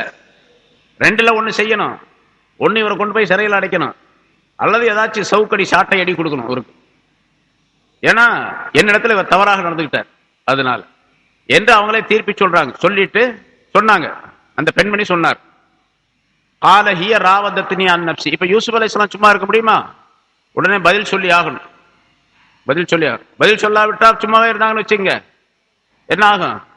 அங்க அடிமை என்பதாக சொல்லி சகோதரர்கள் வித்தாங்க. இவரை விற்கும் போது அவர் சும்மா தான் இருந்தார், பேசாம இருந்தார். நான் இல்ல, அடிமை இல்ல, இவங்க சும்மா சொல்றாங்க அப்படின்லாம் சொல்லல. ஏன்னு கேட்டா அந்த இடத்துல அல்லாஹாலாவுடைய நாட்டம், அல்லாஹுடைய தீர்ப்பு நடைபெற வேண்டியது இருக்கின்றது. அதனால அல்லாஹாலா அதை நிறைவேற்றினாங்க. இங்கே யூசுப் அலைஹிஸ்ஸலாம் பதில் சொல்லல அப்படின்னு சொன்னா, ஒரு சமயம் அப்படித்தான் இருக்கும் போல இருக்குது, இவர் ஒண்ணுமே பதில் சொல்ல, நீ அப்ப பதில் சொல்லாம இருக்கிற, அப்ப நீ தான் அந்த மாதிரி தப்பு செஞ்சிருக்கிற அப்படின்னு சொல்ல வேண்டிய சூழ்நிலை ஏற்படும். அதனால அரசியல்வாதிகள் நம்ம பாக்குறோம், ஒரு கட்சிக்காரர் இன்னொரு கட்சிக்காரர் மீது குற்றம் சொல்றாரு, ஒரு தலைவர்கிட்டயா மற்றவரையே குற்றம் சொல்றாரு. உடனே மறுநாள் பார்த்தா அதுக்கு அவர் சொன்னதை இவர் சரியில்லை அப்படின்னு சொல்லிட்டு அவர் ஒரு பதில் சொல்லுவார். அவர் சொன்ன பதிலுக்கு இவர் இன்னொரு பதில் சொல்லுவார். இப்படியே நடந்துகிட்டே இருக்கக்கூடிய இதை பேப்பர்ல பாக்குற தினந்தோறும். அது போல யூசுப் அலைஹிஸ்ஸலாம் சொன்னாங்க, காலஹிய ராவதத்னி அன் நப்சி, இந்த பெண் தான் என்னை தன்னுடைய மனோ இச்சைக்கு அழைத்தார், தன்னுடைய மனோ இச்சைக்கு என்னை அழைத்தார் என்பதாக சொன்னார். அந்த பெண் சொல்லுகின்றார், இவர்தான் என்னை கெடுக்க முயற்சித்தார் என்பதாக. யூசுப் அலைஹிஸ்ஸலாம் சொல்றாங்க, இல்ல நான் ஒண்ணும் பழி செய்யல, அவர்தான் என்னை அழைத்தார் என்பதாக சொல்லுகின்றார்கள். இந்த இடத்துல தீர்ப்பு செய்யப்பட வேண்டும். அல்லாஹ் சொல்லுகின்றான், ஷஹித ஷாஹிதும் மின் அஹ்லிஹா, அந்த பெண்ணுடைய குடும்பத்தாரை சேர்ந்த ஒரு சாட்சியாளர் சாட்சி சொன்னார். அந்த பெண்ணுடைய குடும்பத்தை சார்ந்தவரே ஒருவர் சாட்சி சொன்னார். இன்கான கமீசுஹு குத்தமின் துபுரின் குத்தமின் குபுலின் ஃபஸதகத் வஹுவ மினல் காதிபீன், அவருடைய சட்டை முன்பக்கமாக கிழிந்திருந்தால் அந்த பெண் உண்மை சொல்லுகிறார், அவர் பொய்யர்களில் உள்ளவர் என்று ஒரு சாட்சியாளர் சாட்சி சொன்னார். சாட்சியாளர் சாட்சி சொன்னார் அப்படின்னு சொன்னா, சாட்சியாளர் யார் அப்படிங்கிறதுக்கு பொதுவாக அல்லாஹ் தஆலா இங்கே சொல்லுகின்றான். ஆனா அந்த சாட்சி சொல்லி அந்த மனிதர் அந்த பெண்ணுடைய குடும்பத்தை சார்ந்தவர் தான். அதனால அந்த சாட்சி என்று நியாயமான சாட்சி என்பதையும் அல்லாஹ் தஆலா தெரியப்படுத்துகின்றான். அதுல எந்த விதமான தவறும் கிடையாது. அந்த குடும்பத்தை சார்ந்த, அந்த பெண்ணுடைய குடும்பத்தை சார்ந்த அந்த பெண்ணுக்கு பாதகமாக சாட்சி சொல்ல மாட்டார், சாதகமாக தான் சொல்லுவார். ஆனா உண்மையிலேயே அந்த பெண் தான் தவறு செய்திருக்கின்றார் என்பதை நிரூபிப்பதற்காக அல்லாஹ் தஆலா அங்கே ஒரு சாட்சியை கொண்டு வருகின்றான். சரி, அவர் யார்? அந்த சாட்சி யார்? அந்த பெண்ணுடைய குடும்பத்தாரை சார்ந்த ஒரு நியாயமான ஒரு மனிதர் அந்த காலத்திலே வாழ்ந்திருந்தார். அவர் ரொம்ப பெரிய அறிவாளியாக இருந்தார். அவர் அந்த நேரத்தில் அந்த பக்கம் வந்தார், அல்லது அவரை கூப்பிட்டு அனுப்பினார்கள். இந்த மாதிரி ஒரு நிகழ்ச்சி நடந்திருக்குது, என்னுடைய மனைவி இப்படி சொல்றாங்க, யூசுப் இல்லைன்னு மறுக்கிறாரு, இப்ப என்ன எப்படி தீர்ப்பு செய்வது அப்படின்னு. அப்பதான் அந்த சட்டையுடைய நிகழ்ச்சியும் அங்கே தென்பட்டது. சட்டை கிழிஞ்சிருக்குது, அவங்க பிடிச்சி இழுத்தாங்க, கிழிஞ்சிருக்குது. அப்ப அந்த அறிவாளியான அந்த மனிதர் சொன்னார், பாருங்க, சட்டை முன்பக்கமாக கிழிந்திருந்தால் யூசுப் தான் அந்த பெண்ணை நெருங்கி இருப்பார், அதனால சட்டையை பிடிச்சி தள்ளி இருப்பார் அல்லது இழுத்திருப்பார். முன்பக்கமாக அந்த சட்டை கிழிந்திருக்கும். அப்போ முன்பக்கமாக சட்டை கிழிந்திருந்தால் அந்த பெண் உண்மை சொல்லுகின்றார், அவர் பொய் சொல்லுகின்றார் அப்படின்னு அர்த்தம். வயின்கான கமீசுஹு குத்தமின் துபுரின், முதல்ல யூசுப் அலைஹிஸ்ஸலாம் அவர்கள், அதாவது யூசுப் அலைஹிஸ்ஸலாம் அவர்கள் செய்திருந்தால், சட்டம் முன்னால கிழிஞ்சிருந்தா யூசுப் அலைஹிஸ்ஸலாம் பொய் சொல்றாங்க அப்படிங்கிறத முதல்ல சொல்லிட்டு, பிறகு எது உண்மையோ அதை இரண்டாவது சொல்லும் போது அந்த உண்மை என்பது வலுப்படும், உறுதிப்படும். ஒரு தர்க்கம் செய்யக்கூடிய நேரத்திலே நீதிமன்றங்களிலே தர்க்கம் செய்யக்கூடிய நேரத்திலே எது பாதகமான நிலை இருக்கின்றதோ அதை முதலாவதாக சொல்ல வேண்டும், பிறகு சாதகமான நிலையை கொண்டு வர வேண்டும். அப்பொழுதுதான் அந்த பாதகமான நிலையை விளங்கி இரண்டாவது சாதகமான நிலையை உறுதிப்படுத்தி அங்கே செயல்படக்கூடிய சூழ்நிலை, தீர்ப்பு செய்யப்படக்கூடிய சூழ்நிலை ஏற்படும். அதனால அல்லாஹாலா அதை இங்கே கையாளுகின்றான், அந்த வாசகத்தை, அந்த விபரத்தை கையாளுகின்றான். இங்கே வயின்கான கமீசு குத்தமின் துபரின், அவருடைய சட்டை பின்புறமாக கிழிந்திருந்தால் அவள் போய் சொல்லுகின்றாள், அவர் உண்மையாளர்கள் உள்ளவர், அவர் உண்மை சொல்லுகிறார் அப்படின்னு சொல்லிட்டு அவர் போயிட்டார். பாருங்க சட்டை பாருங்க எப்படி கிழிஞ்சிருக்குன்னு பாருங்க. இப்ப சட்டையை பார்த்தாங்க, பின்புறமாகத்தான் கிழிஞ்சிருக்கு இல்லையா, பின்னால பிடிச்சி இழுத்தாங்க, நேரா கிழிஞ்சிருச்சு சட்டை. பலம்மா ரா கமீசஹு, அவருடைய சட்டையை அவர் பார்த்த பொழுது, அந்த அசீஸ் பார்க்கிறாரு சட்டைய, குத்தமின் துபுரின், பின்பக்கமாக கிழிந்திருந்ததை பார்த்த பொழுது சுருக்கமா சொல்றார், கால, அவர் சொன்னார், இன்னஹு மின் கைதி குன்ன, இந்த விஷயம் இருக்கின்றதே, இது நீ செய்த இந்த நடந்த விஷயம், இது உங்களுடைய பெண்களே உங்களுடைய சூழ்ச்சியில் நின்றும் உள்ளதாகும். உன்னுடைய சூழ்ச்சின்னு சொல்லலைங்க, உன்னுடைய சூழ்ச்சி அப்படின்னு தனியா அந்த பெண்ணை மட்டும் குறிச்சு சொல்லல, பொம்பளைகளே இப்படித்தான் அப்படிங்கிறதுக்காக இன்னும் மின் கைதி குன்ன, உங்களுடைய சூழ்ச்சியில் உள்ளதாகும். இது பெண்களாம், பெரும்பாலும் பெண்கள் இப்படித்தான் சூழ்ச்சி செய்யக்கூடியவர்களாக இருக்கின்றார்கள் என்பதை குறிப்பிடுகின்றான் அல்லாஹ் அங்கே. இன்ன கைத குன்ன அலீம், நிச்சயமாக உங்களுடைய சூழ்ச்சி, பெண்களே உங்களுடைய சூழ்ச்சி மகத்தானது, ரொம்ப அலீம், மகத்தானதாக இருக்கும், மிகப்பெரிய சூழ்ச்சி என்று சொல்லிவிட்டு, அப்ப நீ தப்பு செஞ்சிருக்கிற, யூசுஃபை உன்னுடைய ஆசைக்கு இணங்க செய்ய வேண்டும் என்பதற்காக நீ தான் அவரை விரட்டிட்டு போயிருக்கிற, பிடிச்சி இழுத்திருக்கிற, இது உறுதிப்படுகின்றது இந்த இவர் சொன்ன இந்த சாட்சியின் மூலமாக என்று சொல்லிவிட்டு உடனே யூசுப் அலைஹிஸ்ஸலாம் அவர்களை பார்த்து சொன்னார்கள், யூசுஃபே அரில்லான்ஹாதா, இதை அப்படியே விட்டுடுப்பா, இந்த விஷயத்தை போட்டு பெருசாக்காத, அரில்லான்ஹாதா, இதை புறக்கணித்து விடு, இதை விட்டும் நீ அப்படியே பாராமுகமாக இருந்து விடு என்று யூசுப் அலைஹிஸ்ஸலாம் அவர்களை சொன்னாங்க. அவ்வளவுதான். நீ ஏன் இப்படி செஞ்ச, பெஞ்சாதியை கண்டிக்கல, அல்லது வேறு நடவடிக்கை எடுக்கல, அல்லது இந்த பெண்ணோடு இனிமேல் நீ இருக்கக்கூடாது அப்படின்னு, இந்த வீட்டில் இருக்கக்கூடாது யூசுப் அலைஹிஸ்ஸலாத்திட்ட சொல்லல, அல்லது வேறு ஏதாவது உபாயங்கள் அது இது செஞ்சிருக்கலாமா இல்லையா, எதுவுமே சொல்லல. ரெண்டே விஷயம் தான் சொன்னார் அவர், நீங்க ரொம்ப பெரிய சூழ்ச்சியாளர்கள் பெண்களே அப்படின்னு மட்டும் சொன்னாங்க. அது அந்த பெண்ணை தனியா கூப்பிட்டு சொல்ல, தனியா குறிச்சு சொல்லல, ஒட்டுமொத்தமா எல்லா பொம்பளையும் சேர்த்து சொன்னார் அவர்.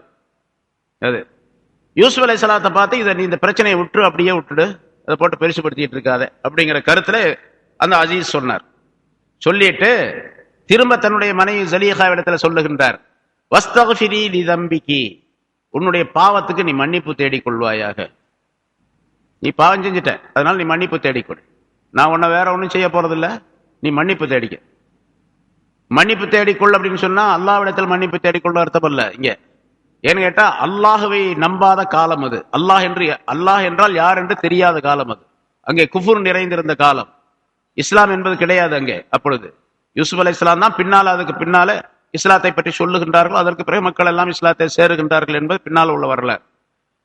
இப்ப அந்த வீட்டில் அடிமையாக இருந்தாங்க, அதனால் அந்த நேரத்தில் அதையெல்லாம் சொல்லிக் கொண்டிருக்க முடியவில்லை அவர்களுக்கு.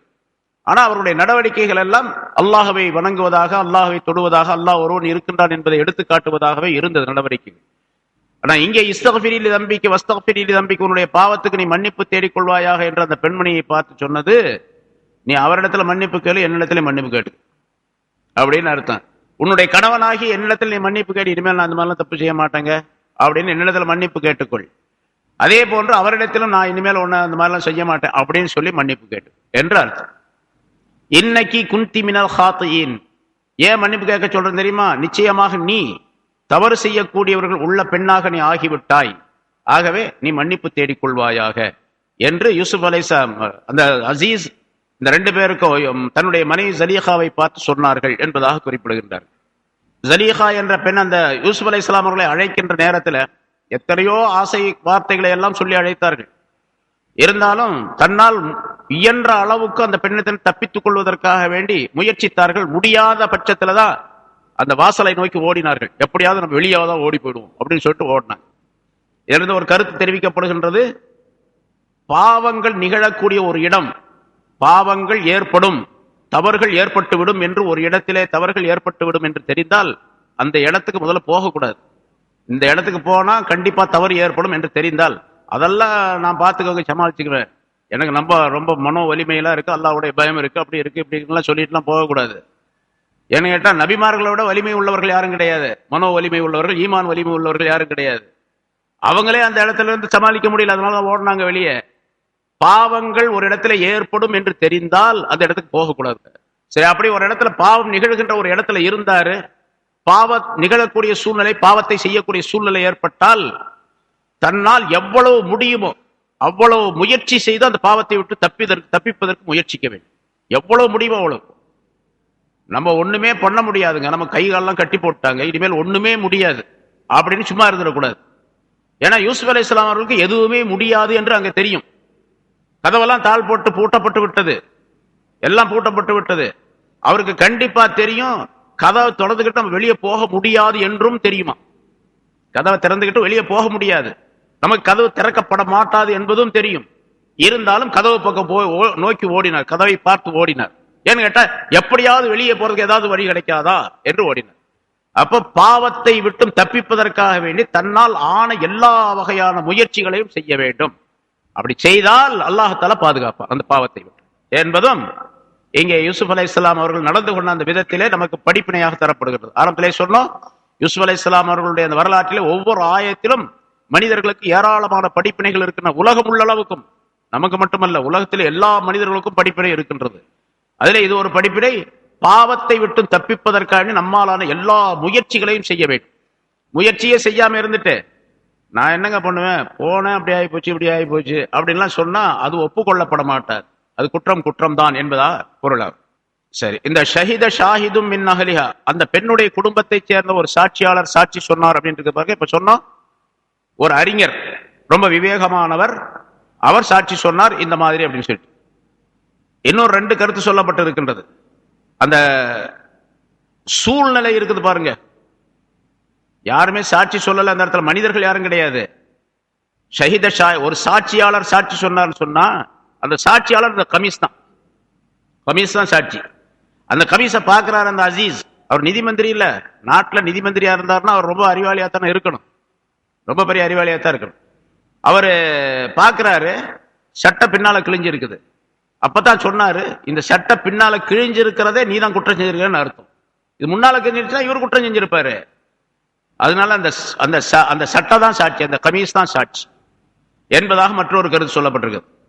மூன்றாவது ஒரு கருத்து, அந்த வீட்டிலே, அந்த அரண்மனையிலே ஒரு குழந்தை இருந்தது. அது அந்த ஜலீஹாவுடைய குடும்பத்தை சேர்ந்த யாரோ ஒரு பெண்ணுடைய குழந்தை. அது தொட்டிலே சிறு குழந்தையாக இருந்தது, பால் குடிக்கக்கூடிய குழந்தை. அந்த குழந்தை அந்த நேரத்தில் பேசியது. இது மூன்றாவது கருத்து. அந்த குழந்தை அந்த நேரத்தில் பேசியது. அந்த பேசினதான் இங்கே அல்லாஹ் தஆலா சொல்லுகின்றான், இன்கான கமீசுஹு குத்த மின் குபலின் ஃபஸதகத்துஹு மினல் காதிபின் வ இன்கான கமீசுஹு குத்த மின் துபரின் ஃபகதபத்துஹு மினஸ் ஸாதிகீன் அப்படிங்கிற வாசகத்தை சொல்லுது. சட்டை முன்னால கிழிஞ்சிருந்தா அவர் அந்த பெண் உண்மை சொல்லுகின்றார், பின்னால கிழிஞ்சிருந்தா அந்த பெண் பொய் சொல்றா அப்படின்னு அந்த குழந்தை சொன்னது அப்படின்னு சொல்லி. குழந்தை தொட்டிலே பேசியது, சிறு குழந்தை பேசியது என்பது வரலாற்றில் நிறைய நடந்திருக்குது. ஈசா அலைஹிஸ்ஸலாம் பேசினாங்க, சின்ன குழந்தையா இருக்கு, கையில தூக்கிட்டு வர்றாங்க, மரியம் அலைஹிஸ்ஸலாம் குழந்தை பேசி அப்படின்னு அல்லாஹ் குர்ஆனிலே அதை பதிவு செய்து சொல்லுகின்றார். ரசூலுல்லாஹி ஸல்லல்லாஹு அலைஹி வஸல்லம் அவர்கள் சம்பவத்தை சொல்லுகின்றார்கள். ஜுரைஜ் என்று ஒருவர் இருந்தார். முந்தைய காலத்துல, பனி இஸ்ரவேலுடைய காலத்துல, அவர் ஒரு ஆசிரமத்தில் இருந்து இபாதத் செய்து கொண்டே இருந்தார், தொழுது கொண்டே இருப்பார் எப்பொழுது பார்த்தாலும். ஒரு நாள் அவருடைய தாயார் வந்தார், ஜுரைஜ் அப்படின்னு வெளியே நின்று கூப்பிட்டாரு. அவர் பதில் சொல்லவே இல்லை, தொழுதுகிட்டே இருந்தாரு. தொழுது முடிச்சு ரொம்ப நீண்ட நேரம் தொழுதுட்டு வெளியே வந்து பார்க்கிறாரு, தாயாரை காணோம்.